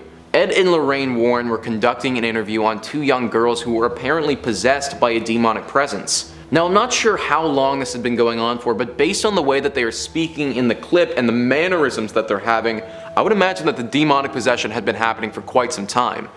I'm gonna roll the clip now and just pay attention to how the girl on the left is acting and the sounds that she's making. How many voices are there? 600. 600 voices. I know the joke. So as we can see here in that clip, there is very clearly a demonic sounding voice that is coming from the girl on the left. It claims that there's 600 different voices that come out of her, but then chalks that up to being a joke. When the girl on the right is asked about it, she says that she believes that there's been 10. Now we can only assume that this means that the girl on the left is currently being possessed by 10 different demons, or at least 10 different personalities and voices that have come out of her at one point. I also want to point out that the girl on the right looks almost pleased when she talks to Ed. Like there's some deep, dark secret that she's holding on to right now, or she herself is possessed by a demon as well, that is enjoying this chaotic situation that they found themselves in. I have no idea how a young girl would make sounds like that. I mean, it barely sounds human to begin with. Certainly some really creepy stuff there from Ed and Lorraine. Number 2 on this list are some cursed dolls. The recording that we're going to look at is of several dolls that were actually made by a witch doctor in Africa. Tony, the son-in-law, is once again in Ed and Lorraine's museum and showing us these dolls that have a deep curse on them. Let's roll a clip so you guys can see what I'm talking about. And then these other artifacts here. These are all artifacts taken from that witch doctor. So right there are all of the dolls that were made, and in my opinion, they're all super creepy. We have shrunken heads, scary clay figurines, and Tony even says that he doesn't want to touch them because he's afraid of the potential implications that could come of that. The reason that he believes these are deeply cursed is all due to an incident that happened with a young police officer many decades ago. The officer actually had somebody go to Africa and steal these artifacts away from the witch doctor, then bring them back to America, and was intending on selling them for money. I'll let Tony tell you how that turned out for him though. Within 2 weeks of this young police officer receiving these dolls, he became very, very ill. In fact, he was paralyzed from the neck down. He goes on to later say that that man was paralyzed for 2 years straight until he finally died. I can't imagine being paralyzed for that long and then dying after all of that. And all because the witch doctor put a curse on these objects. After hearing that, I completely agree with Tony. I wouldn't want to be touching those things either. Number 1 on this list is a clip from the exorcism of Anneliese Michel. We've talked a little bit about Anneliese Michel before in some other videos on this channel, and her story is very tragic. She was a German woman who underwent 67 exorcisms in the span of several months. She was believed to be so heavily possessed by a demon because she got regular seizures, psychosis, and would react strangely to religious objects. She would hear voices and often make strange voices herself. Her mental health truly wasn't where it needed to be, and she was reported having extreme thoughts of taking her own life. This sad story gets even sadder though, because after 67 exorcisms had been performed on her, her body couldn't hold up anymore, and she died. This was due to serious malnutrition and dehydration. The priests that were conducting all of these exorcisms had been putting her body through the ringer, and it was just too much. Ed and Lorraine have a recording from one of the exorcisms that was performed on Anneliese at one point, and although it's hard to make out exactly what she's saying, you can hear the presence of a demon in her voice.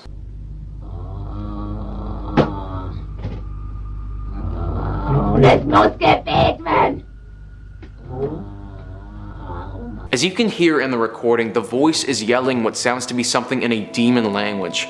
I also think that the entire recording here is just incredibly unsettling, and even though I had a hard time making out exactly what she said, or was saying, it still sent shivers down my spine. Number 5 on this list is the recording of an exorcism that Ed and Lorraine Warren facilitated on a man that was possessed by several demons. Before I break it down, let's roll a little bit of a clip so you guys can get a sense as to how far gone this man actually was.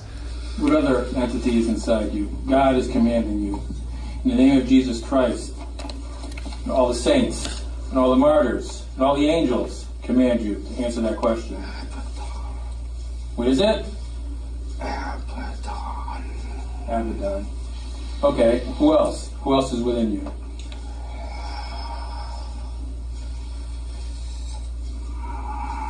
Answer the question. So as you can see, Ed is standing with a cross to our man who is possessed and basically holding these spirits at bay, trying to figure out exactly who and what is inside of him. He mentions 2 names in that clip, Abatar and Maveth. 2 very inhuman and demonic names. He also isn't acting even remotely okay in this video.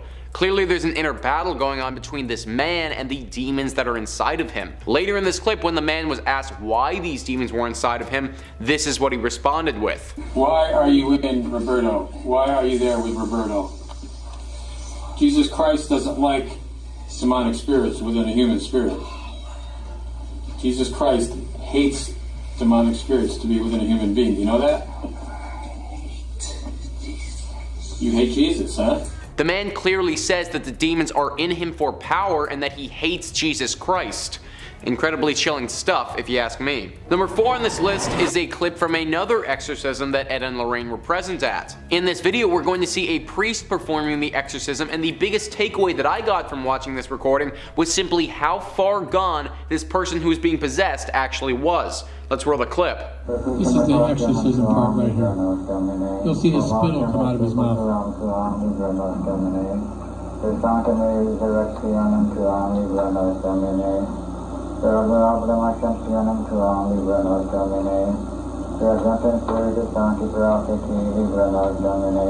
As we can see in that clip, my guy is drooling and he looks to be in really rough shape. Later in that clip, he looks up and you see his eyes, and there just doesn't look to be any semblance of a human being left inside of him.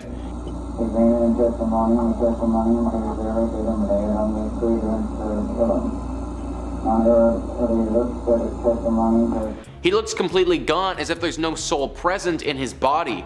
Apparently, he was the target of regular demonic possessions and had to employ Ed and Lorraine's help to try and get the demon out of him. I can't even imagine being so possessed to the point where I'm drooling and seemingly not in control of my thoughts.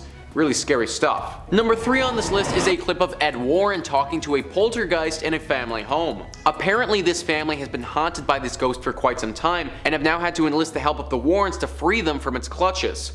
In the first clip, Ed is going to be asking the ghost to knock on the walls of the home to answer his questions. Are you a boy? The mother leans against the kitchen table, her hands in full view as Ed continues asking questions. You want the people in this house to move? 1 knock for yes, 2 for no. Yes. Okay. As you can see, the mother's hands are in full view of the camera and no one is making the knocking sound. This ghost has also revealed itself to be a young boy who wants this family to get out of his presumed home. I also think that the mother's reaction is extremely chilling and genuine when she says that they tried and they couldn't sell. The clip gets even more chilling as it goes though. And you to reveal your identity. Next, Ed decides to confront the poltergeist alone. Give me some sign. Is that you moving something? Give me some sign that you're here. As we can see in that clip, the chair clearly gets moved by an unseen force. They eventually brought in 3 exorcists to assist in getting this demon out of the house, and it seemed to work when they did it. However, Ed and Lorraine both admit that sometimes an exorcism can only work to quiet down a ghost, and that it can sometimes come back several months or even years later. Number 2 on this list is some raw footage from an exorcism that Ed and Lorraine performed on a Buddhist monk. This was posted on their official YouTube channel roughly a year ago, and it's pretty jarring. Let's roll the first clip. I'm here to help you. I'm here to help you, Teresa. I'm here to help you. Please, Teresa. Please. Think of your mother, Teresa. Do you see your mother? No, you see your mother. Your mother. She's spoken English, Ed. So as we can see, the person in question is in very serious trauma and their body is squirming in unnatural directions. They seem to calm down at the mention of their mother though, so potentially that's a way to reach the human soul of this individual. As the clip continues, Lorraine attempts to further calm the person with the mention of their mother, but eventually this stops working and the demon takes hold once again.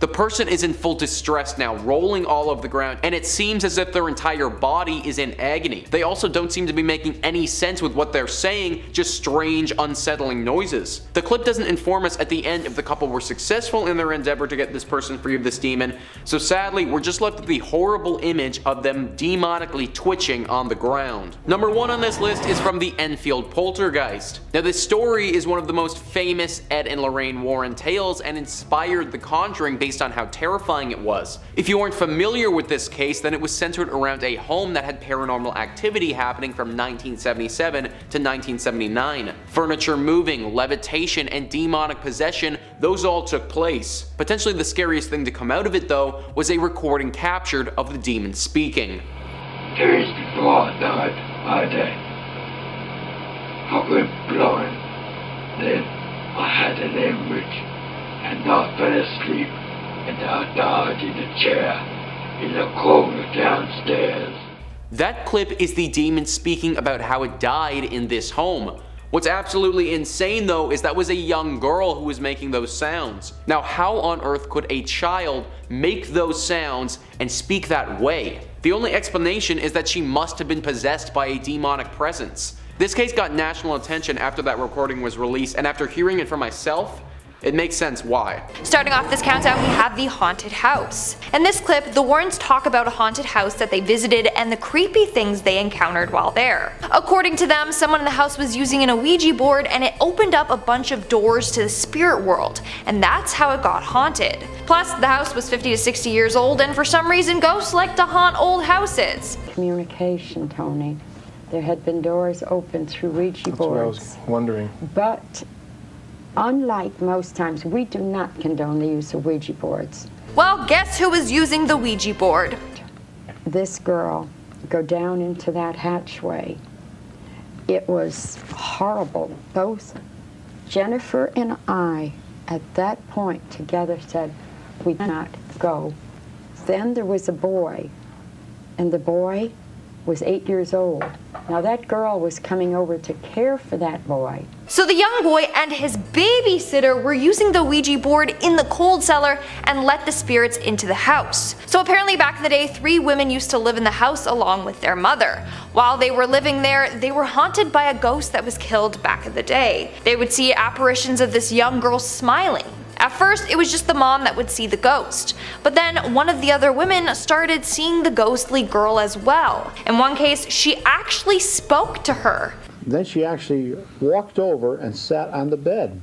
I believe there was a conversation between them. There was a conversation between the two of them, and then this dark form, who we believe to be the person who had perpetrated it, of this man. That's when they learned that the house was haunted by the girl that was killed and her murderer. The Ouija board had opened the door and those spirits came back to the house. Now here's an image that the Warrens took while on the property. The ghost also manifested itself into orbs as well. So both the photos you just saw are of real ghosts. In our 4th spot today, we have the Amityville haunting. And if you guys are liking this video so far, then smash that like button because it really helps us out. This is probably one of the most controversial paranormal cases of all time. On November 13th of 1974, Robert Butch Defoe took the lives of his parents and his 2 brothers and 2 sisters. The house was then put up for sale and the Lutz family moved in. And apparently the demon that got Butch to do that horrific deed started to attack this new family. Their doors and cupboards would swing open and close by itself, green slime would ooze from their ceiling, and one time a demonic face with red glowing eyes was seen looking into the house. So on and so on. The Warrens went to investigate and confirmed that the house was haunted. Now I'm sure you've seen the photo of the young boy peering around the corner with scary glowing eyes. Well, let's see what the Warrens have to say about it. Yes, with infrared film. Oh, yes. And it's in the upstairs bedrooms. Just to the left there, you see what looks like a small boy's face looking out with bioluminescent eyes, but it is a diabolical spirit with luminescent eyes that appears in that home to confuse the investigators. The photo has always given me the creeps. What I didn't know is that that was of an evil spirit. You think that is an evil spirit, Ed? Positively. Everything about this house was evil. Again, this is a controversial case because some people believe that the whole story was fake. In fact, Butch's lawyer, William Weber, admitted that he just made up this whole story along with George Lutz. They created the story over many bottles of wine, they said, so they admitted the house was never really haunted. But then how come the Warrens insisted it was? I don't know, just some food for thought. Also, that photo of the ghost boy, terrifying either way. Coming in at number 3, we have the ghosts in the cathedral. If you look at this slide now, I want you to see, don't point it out to them. Don't do that. Let them see where the man is. There's a man, he's right there in that picture. I mean, the camera zoom in kind of points out where the ghost is, but if you didn't see it, that is a real life ghost that the Warrens managed to catch on film.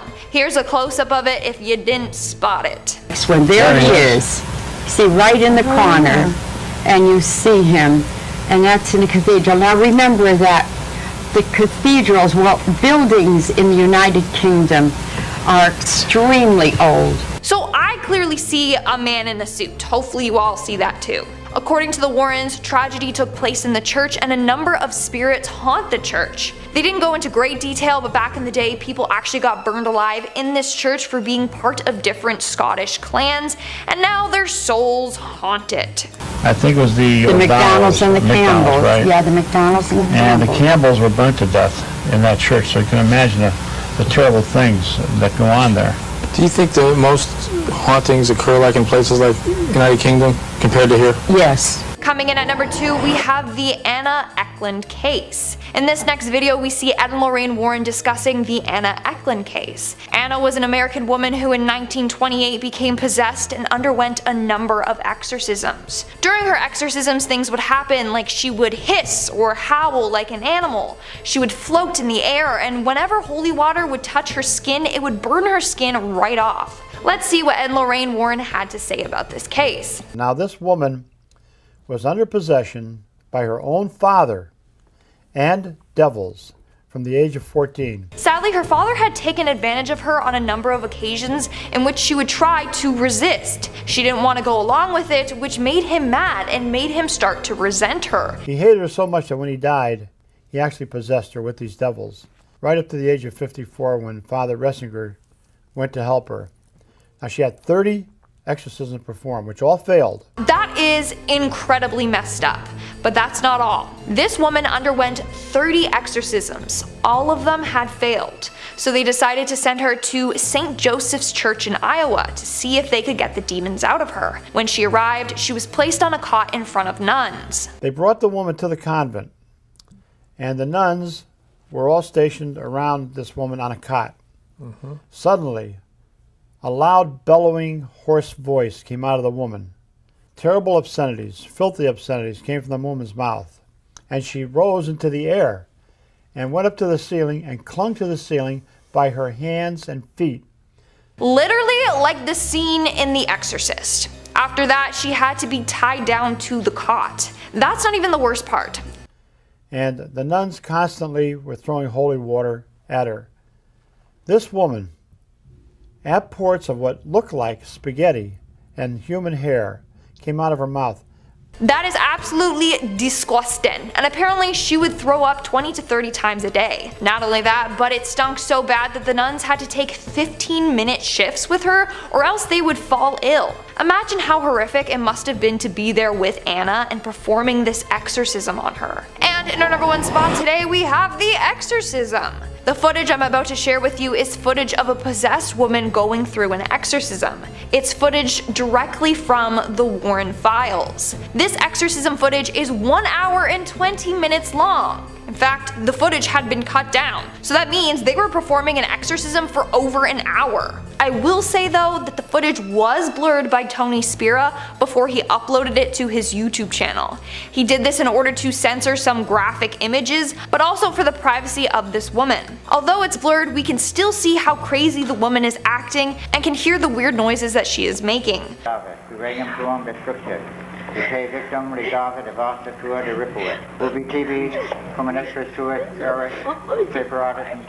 So you can see the woman trying to fight back against the demon that is possessing her, and she's crying out in pain from having this demon fighting to stay in her body. Find the picture of Michael. Are you alright? She says he's over there. The devil? So in the footage you can see Tony Spira holding the poor woman as the demon was controlling her. She can't speak, but she's trying to do so. All that's coming out is gasps for air. But at one point she points beyond the camera, and Tony knew that the demon was in the room with them and was situated right where the woman was pointing. It gets even creepier when everyone in the room starts chanting along, trying to get this demon out of her, while Tony holds her head up still. Holy Mary, Mother of God, pray for us sinners now and at the hour of our death. Amen. It's scary, but it's also really sad. The poor woman was going through so much pain and suffering. Starting off this countdown, we have the ghost in the photographs. In this footage, we see Ed and Lorraine Warren discussing a number of cases where they caught photographic evidence of ghosts. The show was hosted by Tony Spira, the Warrens' son-in-law. The first case they talk about revolves around a woman named Gail Martin, who we also see here. Basically, Gail moved into a house, and for the longest time, nothing spooky happened. Then one day, she was out digging in the backyard and gardening. Her husband took a photo of her doing so, and when it developed, you could see a white silhouette of a ghost. Years ago it was taken. There it is. Okay, here it is, Tony. Now, you see that Gail is higher than that woman. Then we have a second photo taken of Gail on the same day. And again, we see the same ghost in the shot.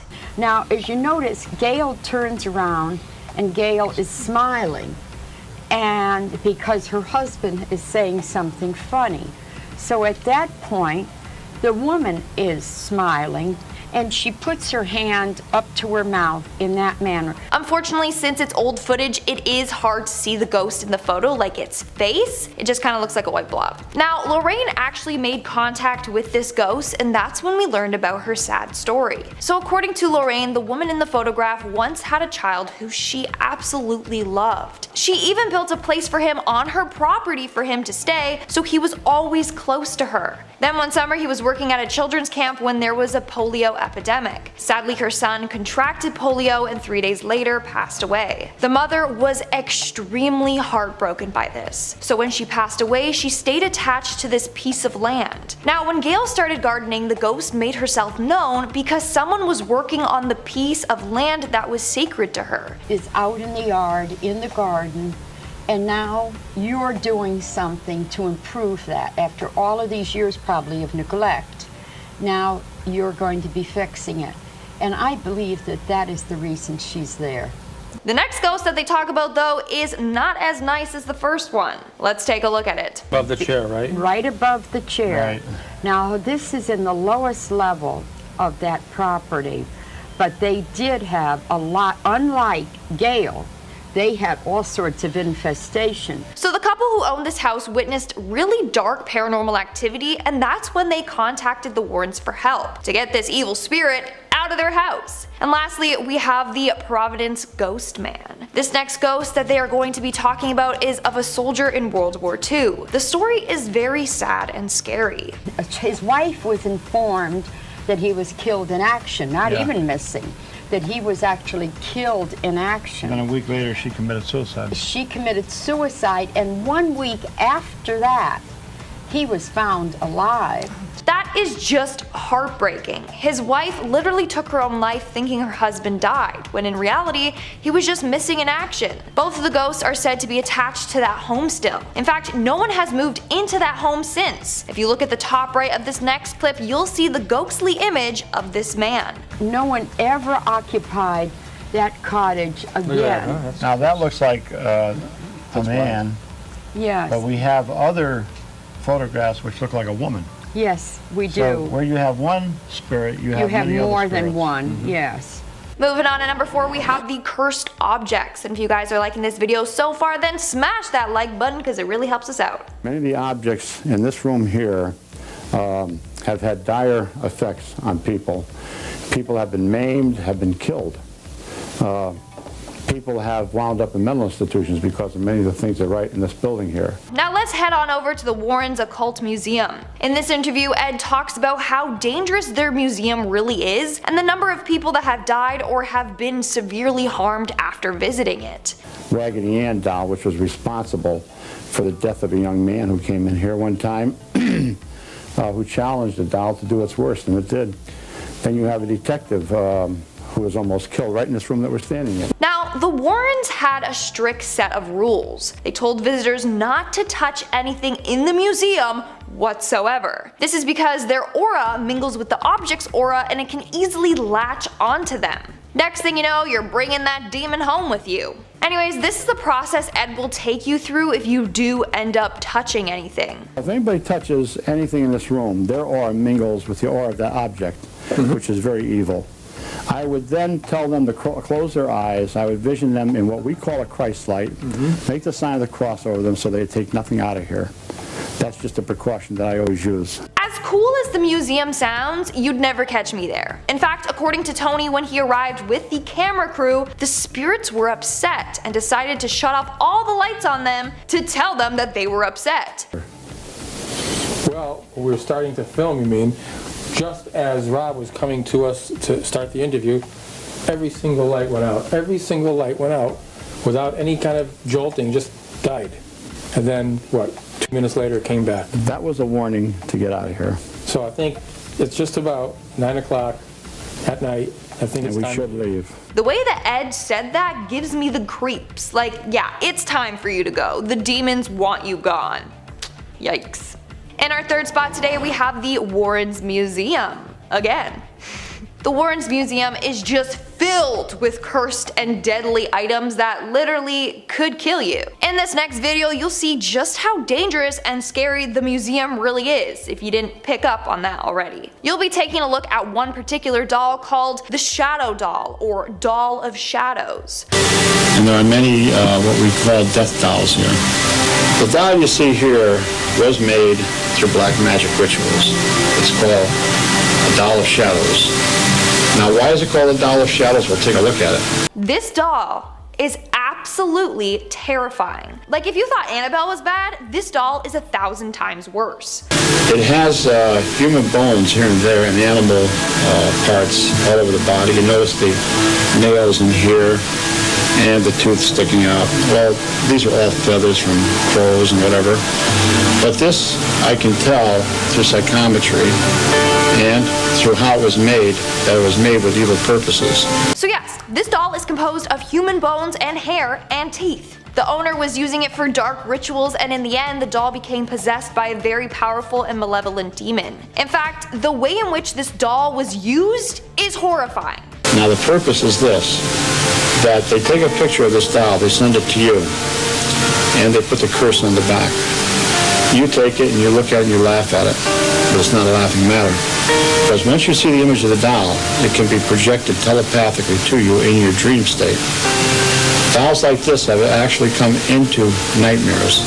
Did you hear that? That is absolutely horrifying. But that's not all. According to Ed, this doll has killed a number of people in their sleep. These images of these dolls can be so frightening that they've actually stopped people's hearts during the dream state. Ed then goes on to tell how they got possession of the doll. So a couple ended up getting it for sale at an antique shop. The antique dealer practically gave it to them because it's cursed. But eventually they began to experience intense and horrifying nightmares. They later found out they were having identical nightmares. And one night the husband woke up with huge gash marks on his back. The following night, it was not only scratch marks, it was claw marks. And very frightening. And they knew of us, they called me up. I went out there and they said, take this doll, please. The scariest part? The doll can never be destroyed. You see, you must be very careful with a doll like this. You can never destroy it. If you destroy it, you could have things occur to you that would be horrible. Because the spirits that are within the doll then are freed. And where do they go? To the one that destroyed their home. And this is their home right here. In our second spot, we have the real-life vampires. According to Ed and Lorraine Warren, vampires are real. Ed, I'd like to ask you about vampires just to start right off. Are there such a thing as vampires, and can you tell me an example of one? Positively. Vampires do exist, what we call human vampires. But they aren't aren't like the stereotypical vampires that we see in movies that are all like, I want to suck your blood. You know, have big fangs and a cape, and they don't look like Edward Cullen, sorry. No, they talk about two different types of vampires. The first being someone that hallucinates and imagines themselves as a vampire and just kind of takes on that role. The other is demonstrated by the Albany case from 1953. Where the Calbani family had to open up a grave. And a family member had died, and they were saving a little money by digging the grave themselves. When they got down about 4 foot, they struck a coffin which shouldn't be there. It was their private plot. He goes on to say that the coffin was of antique nature. They opened it up, and there was a perfectly preserved man in there. And inside was a man about 45 years old. And he was fresh to the touch as though he had just been buried. That's not even the freaky part. So even though the plot was there, there's a law saying you can't exhume the body until you get a court order. So this process took about a week. And when they went back to the grave, the coffin and body had both deteriorated. The mother of the family went back and had the ground consecrated. And then they dug up the grave again, and this time, when they opened it up, inside was a corpse that looked as though it had been buried for many, many years, just a skeleton. The coffin itself had greatly deteriorated. This freaked everyone out. Newspapers got word of the story and it was in the headlines for weeks. People went wild and were like, this is a vampire. And they were right. According to the Warrens, the man in the coffin was a sorcerer and user of black magic and also a vampire. He had put himself into a catatonic state. He was alive, but just barely. Still alive, but I'm barely breathing. And then at night he would leave the coffin with his astral body and find his prey. His astral body was being connected to his physical body by something Ed refers to as a silver cord. So no matter how far he went, he could still make it back to his body. But while the physical body is still alive, there's a silver cord, a supernatural cord, that emanates from the physical body to the astral body. No matter how far away that astral body goes, if you go 3,000 miles, that cord would still be attached. It's only when that cord, that supernatural cord, is broken, that death comes to that physical body. So somehow that cord got broken, and maybe that was when the woman got the land consecrated. And that's why the next time they went to the body, he was just bones. Now, you're not gonna believe this next part. I mean, it's hard for me to believe, I'm not gonna lie. So this vampire dude didn't arise from his tomb and go around biting people's necks to suck their blood. No, no, no. And he would go in search of blood, but he would not bite into anybody's neck. He could take the blood through what we call teleportation, apports. Now today, of course, with all the ways that somebody could get blood, a vampire doesn't have to attack anybody to get that blood.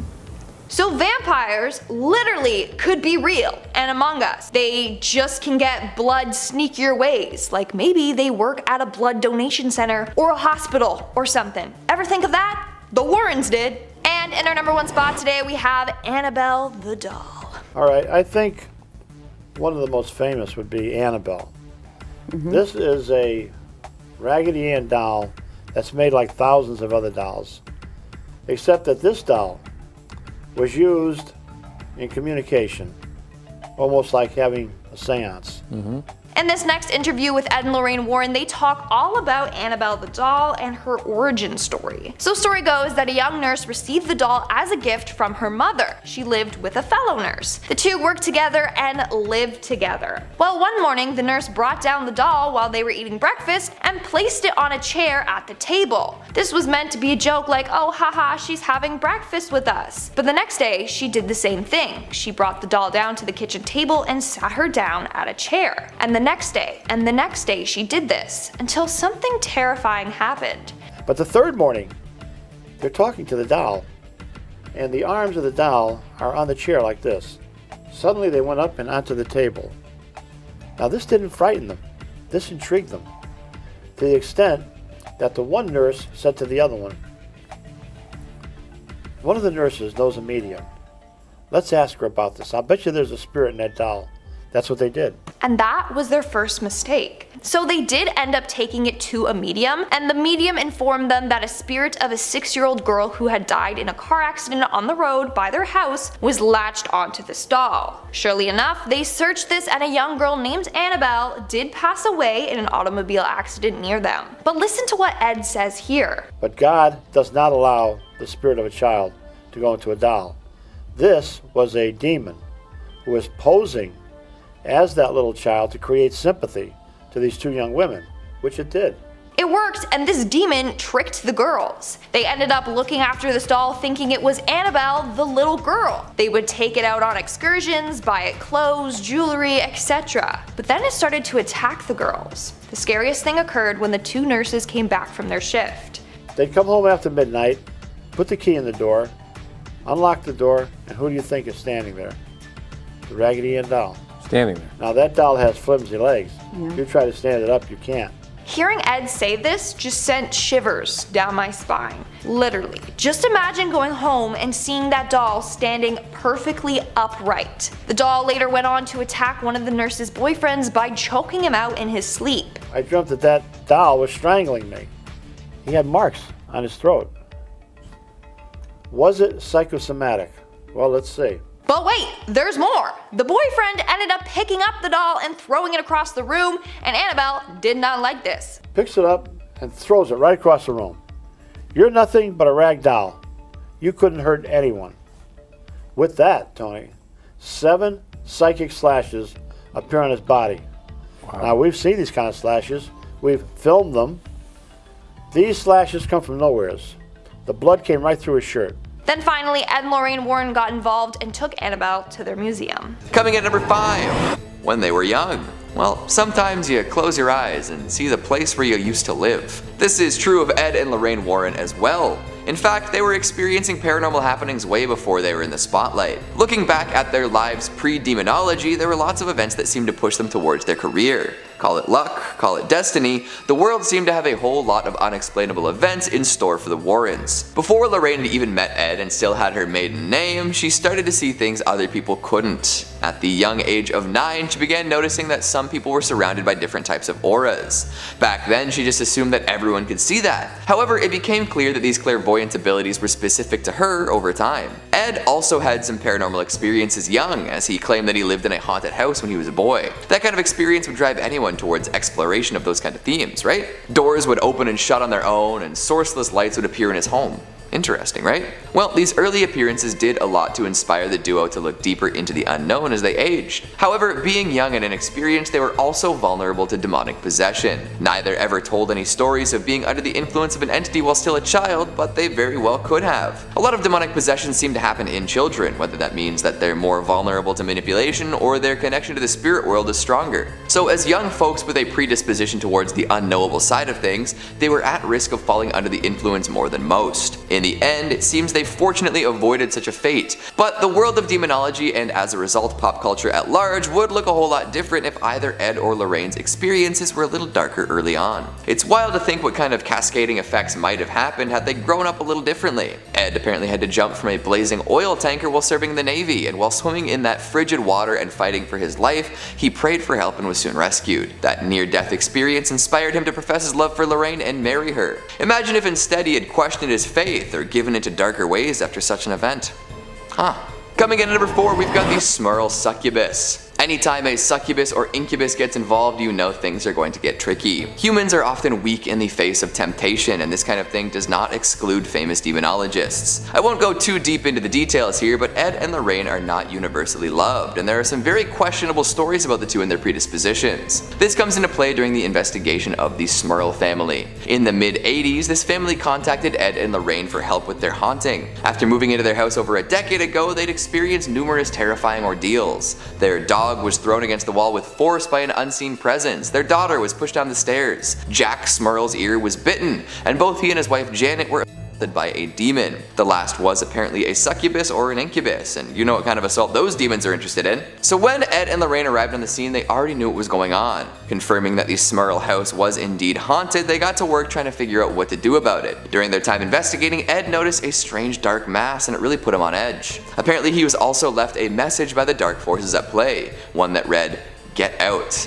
And that didn't go over well with Ed. Wanting to defeat this succubus, Ed came back with holy water and rosaries. He used these tools to fight against the demon, but to little avail. Apparently he was thrown 10 feet through the air by the demon and attacked on multiple occasions. Had he stuck around much longer, who knows what would have happened. In the end, he admitted he was not strong enough to deal with this presence and reached out to the Vatican. They sent an exorcism team and the house was indeed eventually cleansed. A happy ending for sure, but that is definitely a close call for Ed and Lorraine, don't you think? Coming in at number 3, some Snedeker suspicions. In a different haunted house, this time occupied by the Snedeker family, another demon had a hold on their residence. Poltergeist attacks were common, and the Snedekers were also being assaulted by whatever presence was inside. The house, which was once a funeral parlor, was home to many terrible experiments and abuses upon the deceased. It was said that the man running the place beforehand would use corpses in dark rituals, and even use the bodies for unspeakable acts. So when Ed and Lorraine showed up, they had a lot to do. After hearing stories of the Snedekers being grabbed and their clothes being tampered with,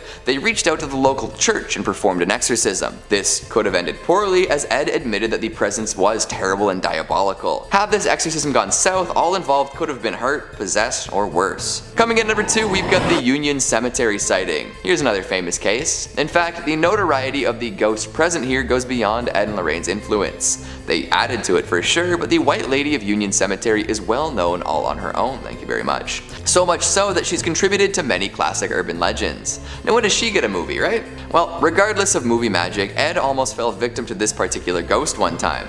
Although, to be honest, she seems more benevolent than malevolent. Attracting all sorts of paranormal enthusiasts from across the United States, the White Lady has made quite a name for herself. Late night motorists might notice a pale figure ahead on the map and slow down to see if they need help. Often she'll just disappear at that point, but sometimes she'll try to hitch a ride with them back to the cemetery itself. Ed and Lorraine took a trip out to Union to see what they could find and ended up running into the White Lady herself. Trusty video camera in hand, Ed supposedly captured footage of the White Lady. The evidence is so controversial and important that it was kept hidden for years. To this day, the legitimacy of this footage is called into question, and I'm sure that the ghost herself wasn't too happy about being potentially caught on camera. One has to wonder if she made any attempt to prevent the Warrens from getting a good shot. And finally, at number 1, we've got the Perron predicament. Most folks would be happy to have some famous demonologists on their side when fighting off whatever's invaded their home. However, if it's not going so well, or if you haven't heard of the folks trying to help you, things could play out a little differently. Although the Warrens' involvement with the Perron family is the focal point of the first Conjuring movie, things didn't exactly play out that way.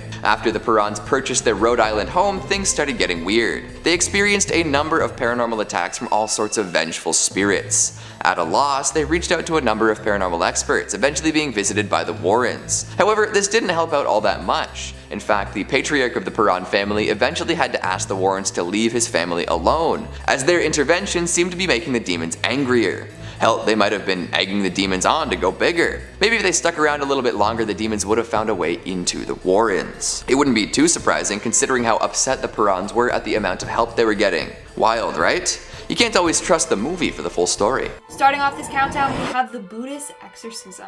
破壊してはあなた自身も幸せになれないのだと。今住んでる人たちのことも考えてほしいと、マダム・ローレンが今言ってるん、ウォーレンが。わかる？ She has to let me be in peace, or she will not survive. In the early 2000s, the Warrens took a trip to Japan to check out these haunted tunnels that a number of people have died in. But while they were there, they were contacted to perform an exorcism on a woman named Teresa. This footage is very creepy. Not only is it actual footage of someone that is possessed, but you can also hear the demon in her voice reaching out to talk to Lorraine. In this clip I'm about to show you, Lorraine is trying to reach out to Teresa and get her to fight back against the demon possessing her. Hear me? Teresa, you hear me. You understand me. Teresa, leave. Leave, Teresa. Leave, dear, leave. I'm here to help you. I'm here to help you, Teresa. Things take a turn when Teresa starts speaking in English to Lorraine. I should note that Teresa didn't know English, so clearly it was the demon speaking. You see your mother? Go with your mother, Teresa. Go with your mother. Go with your mother. Go with your mother. See your mother? Do you see your mother? Yes. Mother. Go with her. She sees her. Towards the end of the exorcism, Teresa starts lashing out towards Lorraine and others. We see her crawling around and growling like a demon and talking all raspy. I was here before.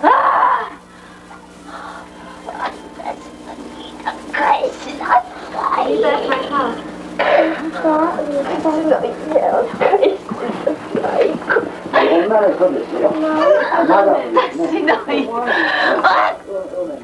I guess the demon was really fighting back because poor Teresa was going through a lot at this point.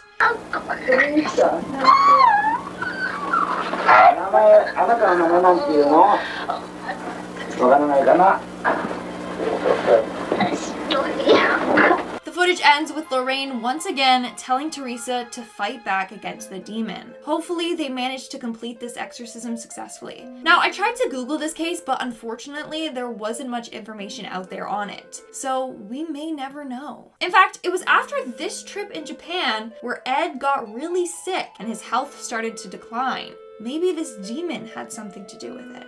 Moving on to number 4, we have Scotland's underground city. And if you guys are liking this video so far, then why don't you hit that like button? And today, there still are. They're still haunted. Yes. There are people like you that see them. But I've never seen them, but there are people that see these ghosts floating about. Mary King's been seen up here, and she's been seen down at the bottom. In 1996, Ed and Lorraine Warren visited Edinburgh in Scotland to investigate an underground city. The city was said to be haunted. In the video, you see an older tour guide telling them about the history of this underground city, how there used to be underground shops and stuff like that down there. At one point, he talked about getting bad vibes from being down there, and apparently Lorraine was sensing that as well. So that's when you get the funny feeling. I got funny feeling, all right.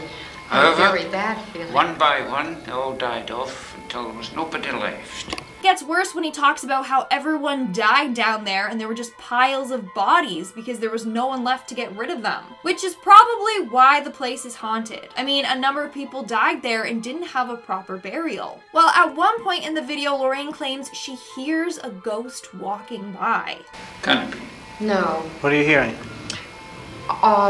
Like the sound of people, of more than one person together walking by, and, you know, like heavy clothing rubbing against each other, that type of thing I could hear. I'm going home. And I could hear that, and I wondered, you looked, Frank, so I thought you heard the same thing. No, I didn't hear it. Yeah. That's not all. She started to pick up on another vibe. It feels like somebody is like squeezing your insides all together, actually. Squeezing the life right out of you. I have no clue how she wasn't scared to death experiencing all of that. Honestly, she was brave. It blows my mind. In our third spot today, we have the family in Connecticut. And no, this isn't the same as the family from the haunting in Connecticut case. Just apparently, Connecticut has a lot of hauntings. So basically, Ed and Lorraine Warren went to Connecticut to help a family whose home was being haunted by a spirit. What I'm about to show you is real footage from this case. Basically, it starts with Ed and Lorraine sitting at a table praying with the family. Then, Ed tries to make contact with whatever is haunting their house. Our Father who art in heaven, hallowed be thy name. Thy kingdom come. One knock for yes, two for no. Are you a man? Are you a boy? One knock for yes, two for no. Yes. Okay. Using that one knock for yes, two knocks for no method, Ed was able to find out more about this ghost. Most here is it. Is it? So the ghost was haunting their home and causing a scene because it didn't like the family's mother. But that's not the only ghostly thing that they managed to capture on camera. Later on, Ed asked the ghost to give them a sign, and then the kitchen chair moves on its own. Give me some sign. Is that you moving something?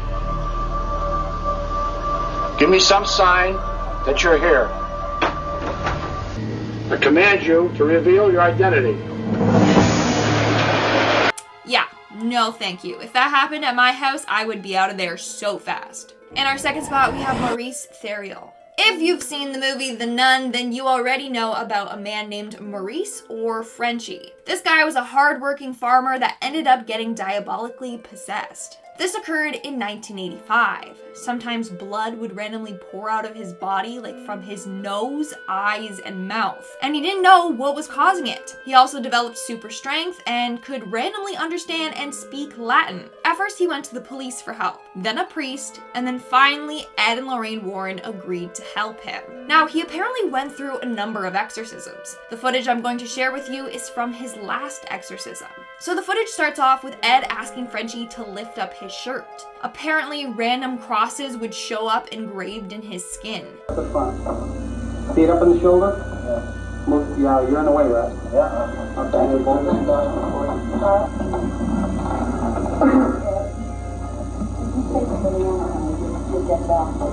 It literally looks like somebody took something sharp and carved crosses into him, and then it scarred up. But those would appear all over his body, randomly appearing and disappearing. During this exorcism, a number of scary things happened. For starters, we see him drooling from his mouth, but as soon as the drool hits his shirt, it turns to blood.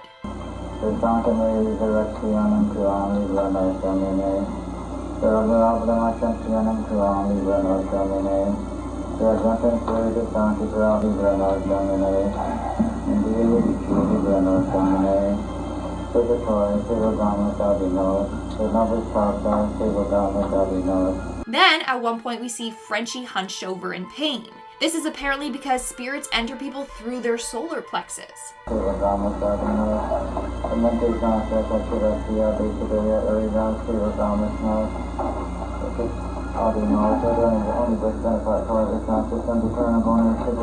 And then at another point, we see Frenchie become incredibly still and his face changes completely. He doesn't look like himself. His eyes look so glossy.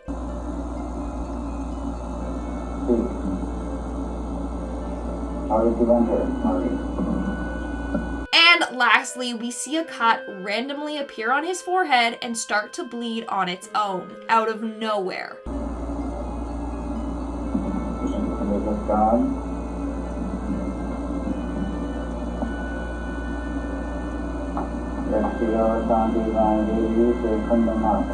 That is absolutely horrifying. And in our number one spot, we have the unseen tapes. YouTuber Haley Reese got the chance to actually meet up with Tony Spira, the husband of Judy Warren. He provided her with insight into the Warren cases and actually showed her some unseen exorcism footage. She then uploaded this onto YouTube. In this video, we see Tony and Lorraine Warren performing an exorcism on a man named Roberto. Take a look at it.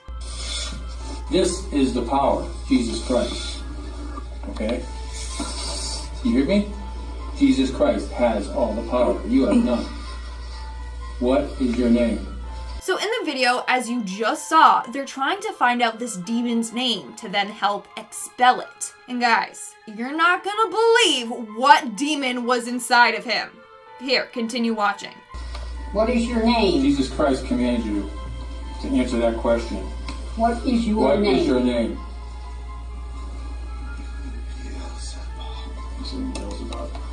Beelzebub? Is that what you're saying? Beelzebub? This dude was possessed by Beelzebub.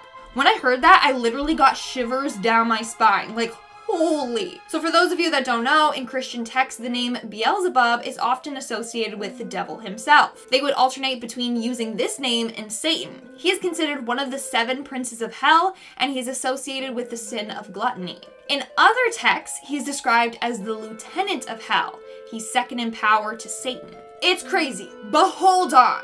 He wasn't just possessed by Beelzebub, but by other entities as well.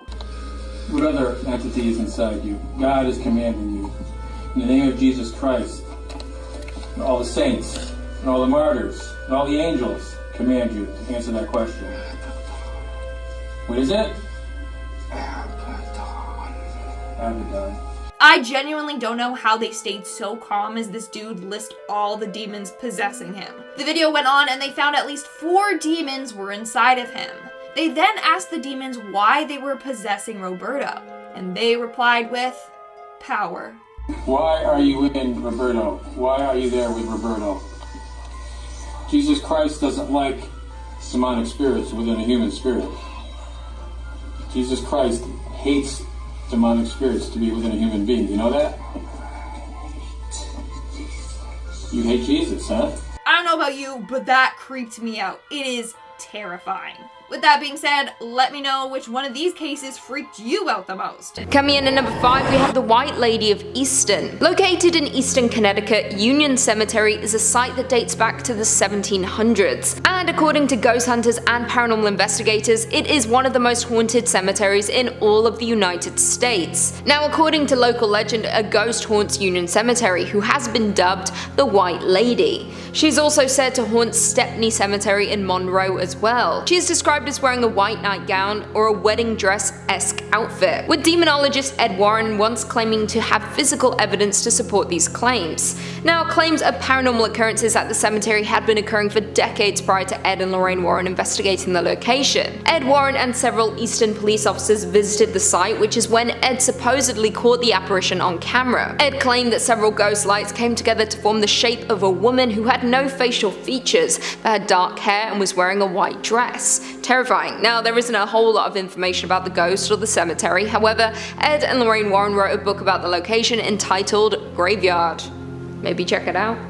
You do you. Before we jump into number 4, be sure to give this video a big thumbs up, it really helps out a lot. Coming in at number 4, we have the South End Werewolf. Apparently a lot of demonic activity occurs in Essex, with this being one of 2 to appear on our list. Born and raised in Southend in Essex in the United Kingdom, Bill Ramsey began to experience trouble at the young age of 9 years old. He was outside one day when he began to feel a little strange. An icy blast swept over him and a foul stench appeared, causing him to almost vomit. Anger began to take hold and the young boy uprooted a fence post, swinging it around like a club with the fence still attached. It was stated that not even his parents were able to remove the post with their hands. Bill Ramsey then placed the wire meshing of the fence into his mouth and began to chew on it, terrifying his parents in the process, who supposedly ran into their home for safety. Following the incident, things settled, with nothing occurring for 15 years. Bill Ramsey grew up, got married, and became a father of 3. However, during this time he was plagued by nightmares, waking up in a cold sweat and feeling dread and unease. Once again, another 15 years passed with no repeated occurrences of what happened when he was a young boy. That was until 1983, when Bill was out at a pub with a few of his friends. After having a few drinks, he began to feel that same chill he experienced when he was young. He went to the bathroom, looked in the mirror, and looking back at him was a werewolf. He hopped in a car with a few friends heading home. However, he began to growl with his hands twisting into claws and proceeded to try to bite his friend's leg. After a handful of incidents that would follow this one, Bill was taken to a psychiatric hospital, with doctors being unable to explain his condition. Bill ultimately traveled to the States to meet Ed and Lorraine Warren, where a priest performed an exorcism on Bill, which supposedly cured him. But not before he partially transformed into a werewolf in front of witnesses. Coming in at number 3, we have the Borley Church haunting. The Borley Rectory was a home located in Essex, England, that gained widespread attention after being dubbed the most haunted home in England, with it being described as such by Harry Price, a psychic researcher. According to reports, the rectory itself has been haunted since it was built, with sudden reports being filed in 1929 after the Daily Mirror published an article detailing the account of a visit by paranormal researcher Harry Price. Now, the first major paranormal event occurred on July 28, 1900, after 4 daughters of the rector, Henry Dawson Ellis Bull, reported seeing the ghost of a nun not far from their house. However, when they tried to approach, the ghost disappeared. Other people throughout the years complained of similar sightings, including phantom coaches driven by headless horsemen. Freaky. However, let's take a look at the church. The hauntings date back even prior to these occurrences, with folklore claiming that the first haunting occurred in the 14th century following the execution of a nun who had an affair with a monk. The Warrens ended up traveling to Essex to investigate the claims of paranormal activity at the rectory, with people reporting ghostly chanting and organ music, along with sightings of the executed nun and of a ghostly monk. Prior to his death, Ed Warren even claimed to have captured a picture of the ghost monk, showing him leafing through a book inside of the church. Borley Church ultimately served as the inspiration for the movie The Nun, which sadly was a major letdown. Also, mostly fiction. Coming in at number 2, we have the Lindley Street Haunting. Lorraine and I were in that house for almost 3 days and nights. We watched as furniture moved around, smashed, broke. People came in and witnessed this, firemen, priests. The home located at 966 Lindley Street in Bridgeport, Connecticut is a truly fascinating story, being dubbed the most haunted house in America, with the Warrens referring to it as, I quote, the most important poltergeist case of the last 100 years. The home belonged to Gerald and Laura Goodwin, who lived there along with their adopted daughter Marcia. According to reports, several people claimed to see furniture moving on its own accord and a crucifix flying off the wall.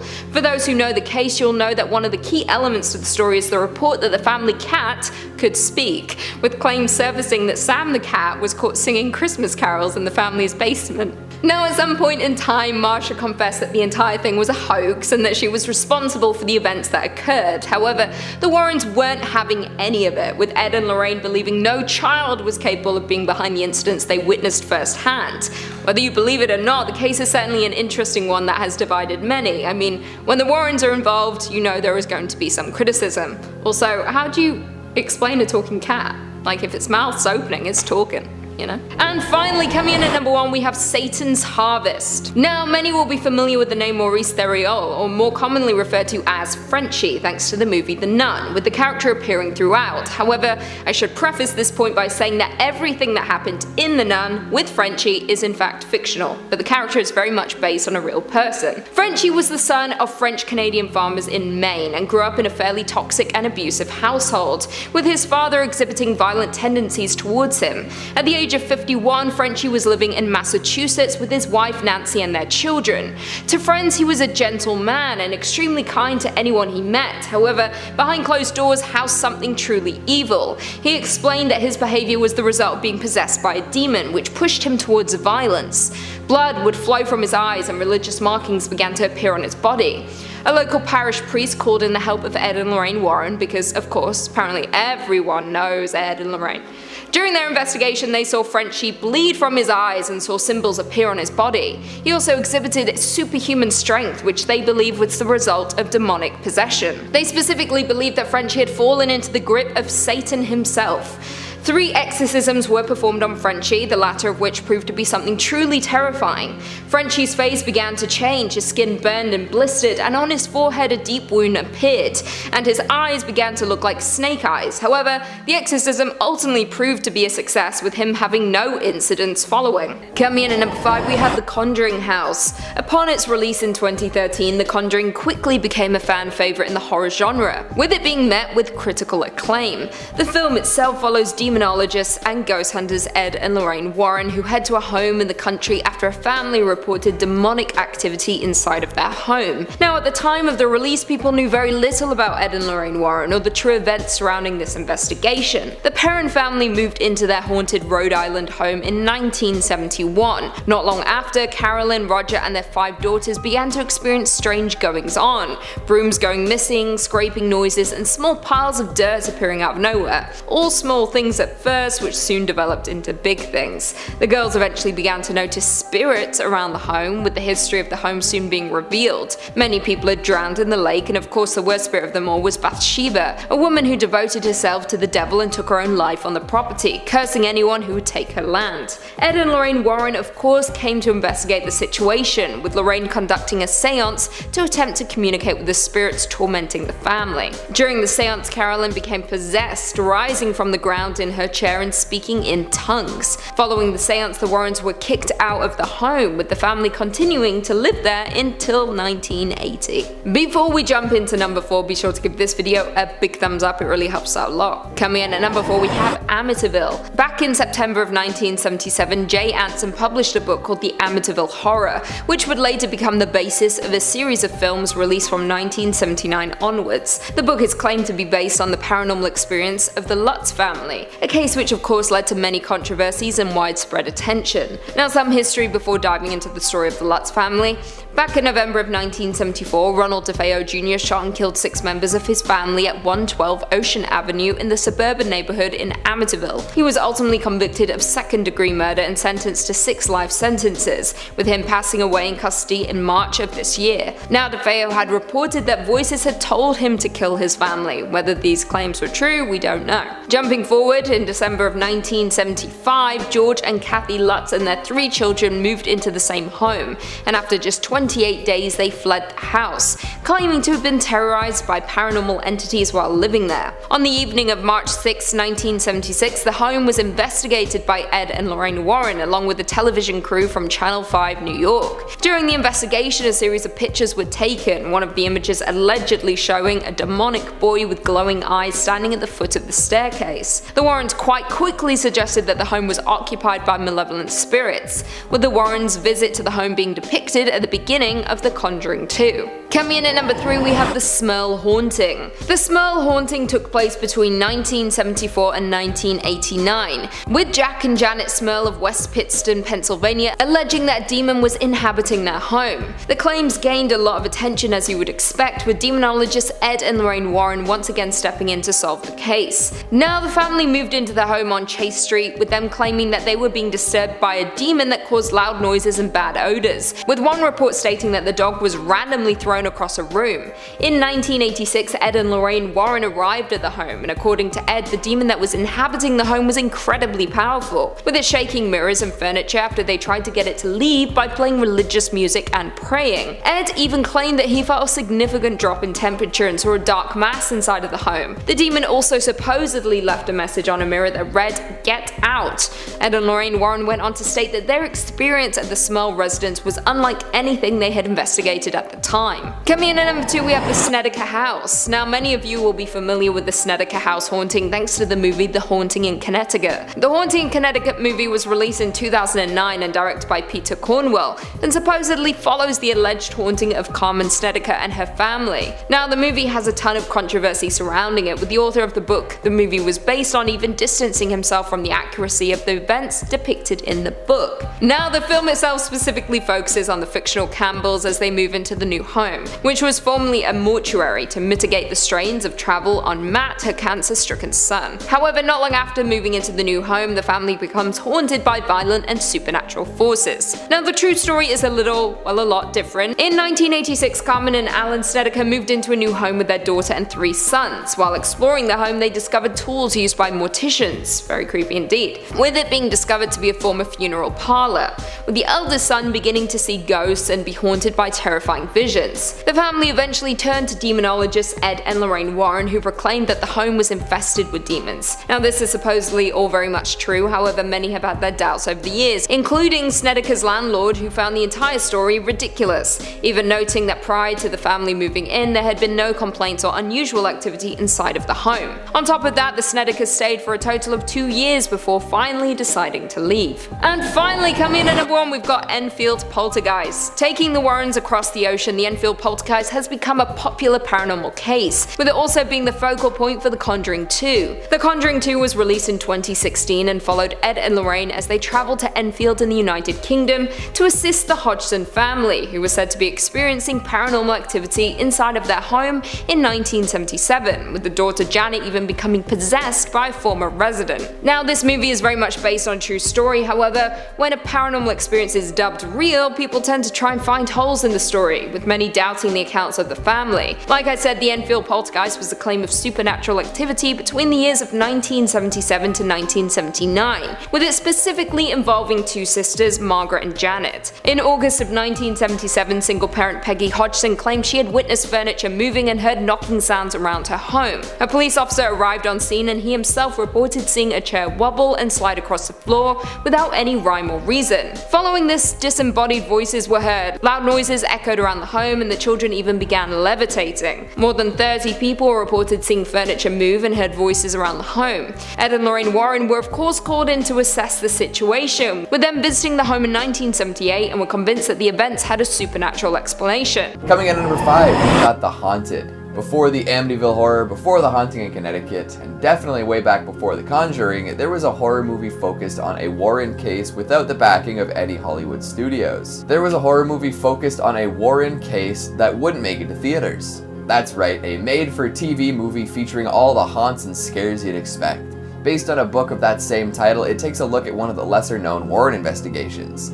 The Haunted aired first in 1991 and took a swing at dramatizing the Smurl haunting. Jack and Janet Smurl claimed that a demon inhabited their Pennsylvania home for more than a decade, leading to them seeking the help of the Warrens. This demon caused them all sorts of pain and suffering, from generating loud noises and bad smells to pushing people down the stairs. Apparently it even threw their dog at the wall one time.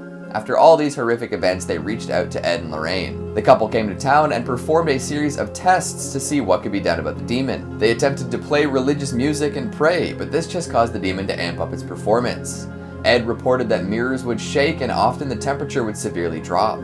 Dark masses were sighted, and at one point they even got a message written on a mirror, demanding that they get out. All in all, a pretty classic haunting. And while The Haunted doesn't connect with the Conjuring universe, it's still a pretty decent little horror movie. In fact, it even garnered Sally Kirkland a Golden Globe nomination for her performance as Janet Smurl. So if you're looking for a little bit of a throwback and are interested in one of the earlier depictions of the Warrens on the big, or in this case, small screen, here you go, The Haunted. Coming in at number 4, we've got The Haunting in Connecticut. This one is particularly interesting as there's some controversy surrounding its claim to have been based on a true story. So the movie is supposed to be based on the experiences of Carmen Snedeker and her family. They moved into an old house that was once a funeral home, which usually results in some spooky stuff happening, right? This decision to move into a creepy place was influenced by the fact that their son was diagnosed with Hodgkin's lymphoma and wanted to be closer to the hospital. After settling into the abode, they started finding evidence that the home was once full of dead bodies. Embalming tables, mortician's tools, and more were discovered, tipping them off to the previous purpose of the place. These details led a lot of people to not believe the tale from the get-go, but if you take the family's need for hospital proximity into account, maybe it makes a little more sense. Then started all the paranormal happenings, from objects moving when nobody was looking to the kids seeing strangers wandering around the house. A few months of this, and the Snedeker family reached out to the Warrens. With their arrival on the premises, things got a little clearer. Ed and Lorraine moved into the haunted home and discovered some new things about it. Apparently the morticians who lived there practiced necromancy, which ended up imbuing the house with a terrible curse. This explained the unexplainable events and gave a rationale for what was happening. They then performed an exorcism and claimed that the house was safe for the family to inhabit. Many folks connected to the Warrens and this story say that a lot that happened was exaggerated, which tends to be the case with a lot of paranormal investigations. A lot of it is up to interpretation, and the true story angle to this movie is especially dubious thanks to how they handled it. See, the Warrens don't make an official appearance in the movie, and a lot of the discoveries are made by other people. And in the end, the narrative chose not to do an exorcism to cleanse the home, but use a purifying fire to drive the spirits out instead. So while The Haunting in Connecticut is definitely inspired by a real-life Warren case and pulls a lot of elements from it, the facts are played pretty fast and loose. What can you expect though, right? Coming in at number 3, we've got Annabelle. If we're talking about big horror movies heavily inspired by the Warrens, it's just about impossible to ignore Annabelle. The Conjuring universe as a whole owes pretty much its entire existence to Ed and Lorraine, but their tale of Annabelle the doll is probably one of their best known. Creepy dolls work a special kind of magic, don't they? It's hard to imagine talking about cursed objects, paranormal museums, or uncanny investigations without bringing up everyone's favorite Raggedy Ann / porcelain nightmare. Tales of the two nursing students and their experience with this supposedly haunted doll have taken up a whole lot of space in modern pop culture mythology. And with the original Annabelle movie garnering enough attention to spawn 2 more movies and a whole bunch of tie-ins, they're definitely doing something right. Developing a brand new cinematic universe friendly story for the doll, we learn that in these flicks, Annabelle is a doll haunted by the estranged cultist daughter of a seemingly normal family. It takes a whole lot of twists and turns, and once a movie hits 2 sequels, you're bound to run into some pretty out there moments. But the OG Annabelle offers enough spooky moments and iconic doll scares to firmly cement it into the horror conversation.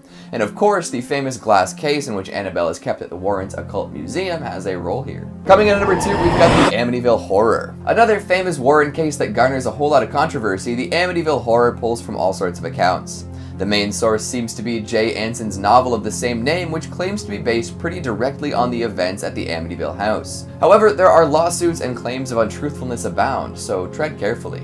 You probably know the story of the Lutz family by now, but here's a quick refresher. In 1974, Ronald DeFeo Jr. murdered his entire family at 112 Ocean Avenue in Amityville. He said that the voices in his head made him do it and was promptly carted off the prison. A year later, George and Kathy Lutz decided it's a good idea to move into the home where this atrocity took place. Soon after, they began experiencing some classic haunted hijinks. Their kids saw phantoms, the family dog is done away with, and for some reason, George keeps waking up at 3:15 a.m. There is something spooky going on here. You can watch 2 different versions of this one too, which makes a lot of sense considering how famous the case was. This is arguably the Ed and Lorraine Warren case. So take your pick of either the 1979 or 2005 one and have a blast. And coming in at number 1, we've got The Conjuring. And here we are with the film that launched the biggest horror franchise running. Over $1 billion and something like 8 films later, we've got quite an overview of the Warrens through horror movies. The brainchild of James Wan and Michael Blum, it took a look at the case of the Perron family and their Rhode Island farmhouse. Honestly, there's a lot of great stuff here. The original Conjuring, when it released in 2013, was a solid horror flick with some awesome scares. Who could forget the clapping game, right? Although, as the franchise chugs along, the Warrens are often portrayed in an extra dramatic light, or sometimes not at all, but when you connect all sorts of different legends together, you can afford to do that. In the movie that started it all, their roles seem pretty close to their real-life actions though. As real as you can get while portraying paranormal investigators in a fictional horror film anyways. Flicks before this one did their best with all sorts of spooky stories, but none really delved into the legend behind the creep-hunting couple themselves. I'm sure countless other horror movies have in some way been influenced by Ed and Lorraine, but it would be a little harder to prove.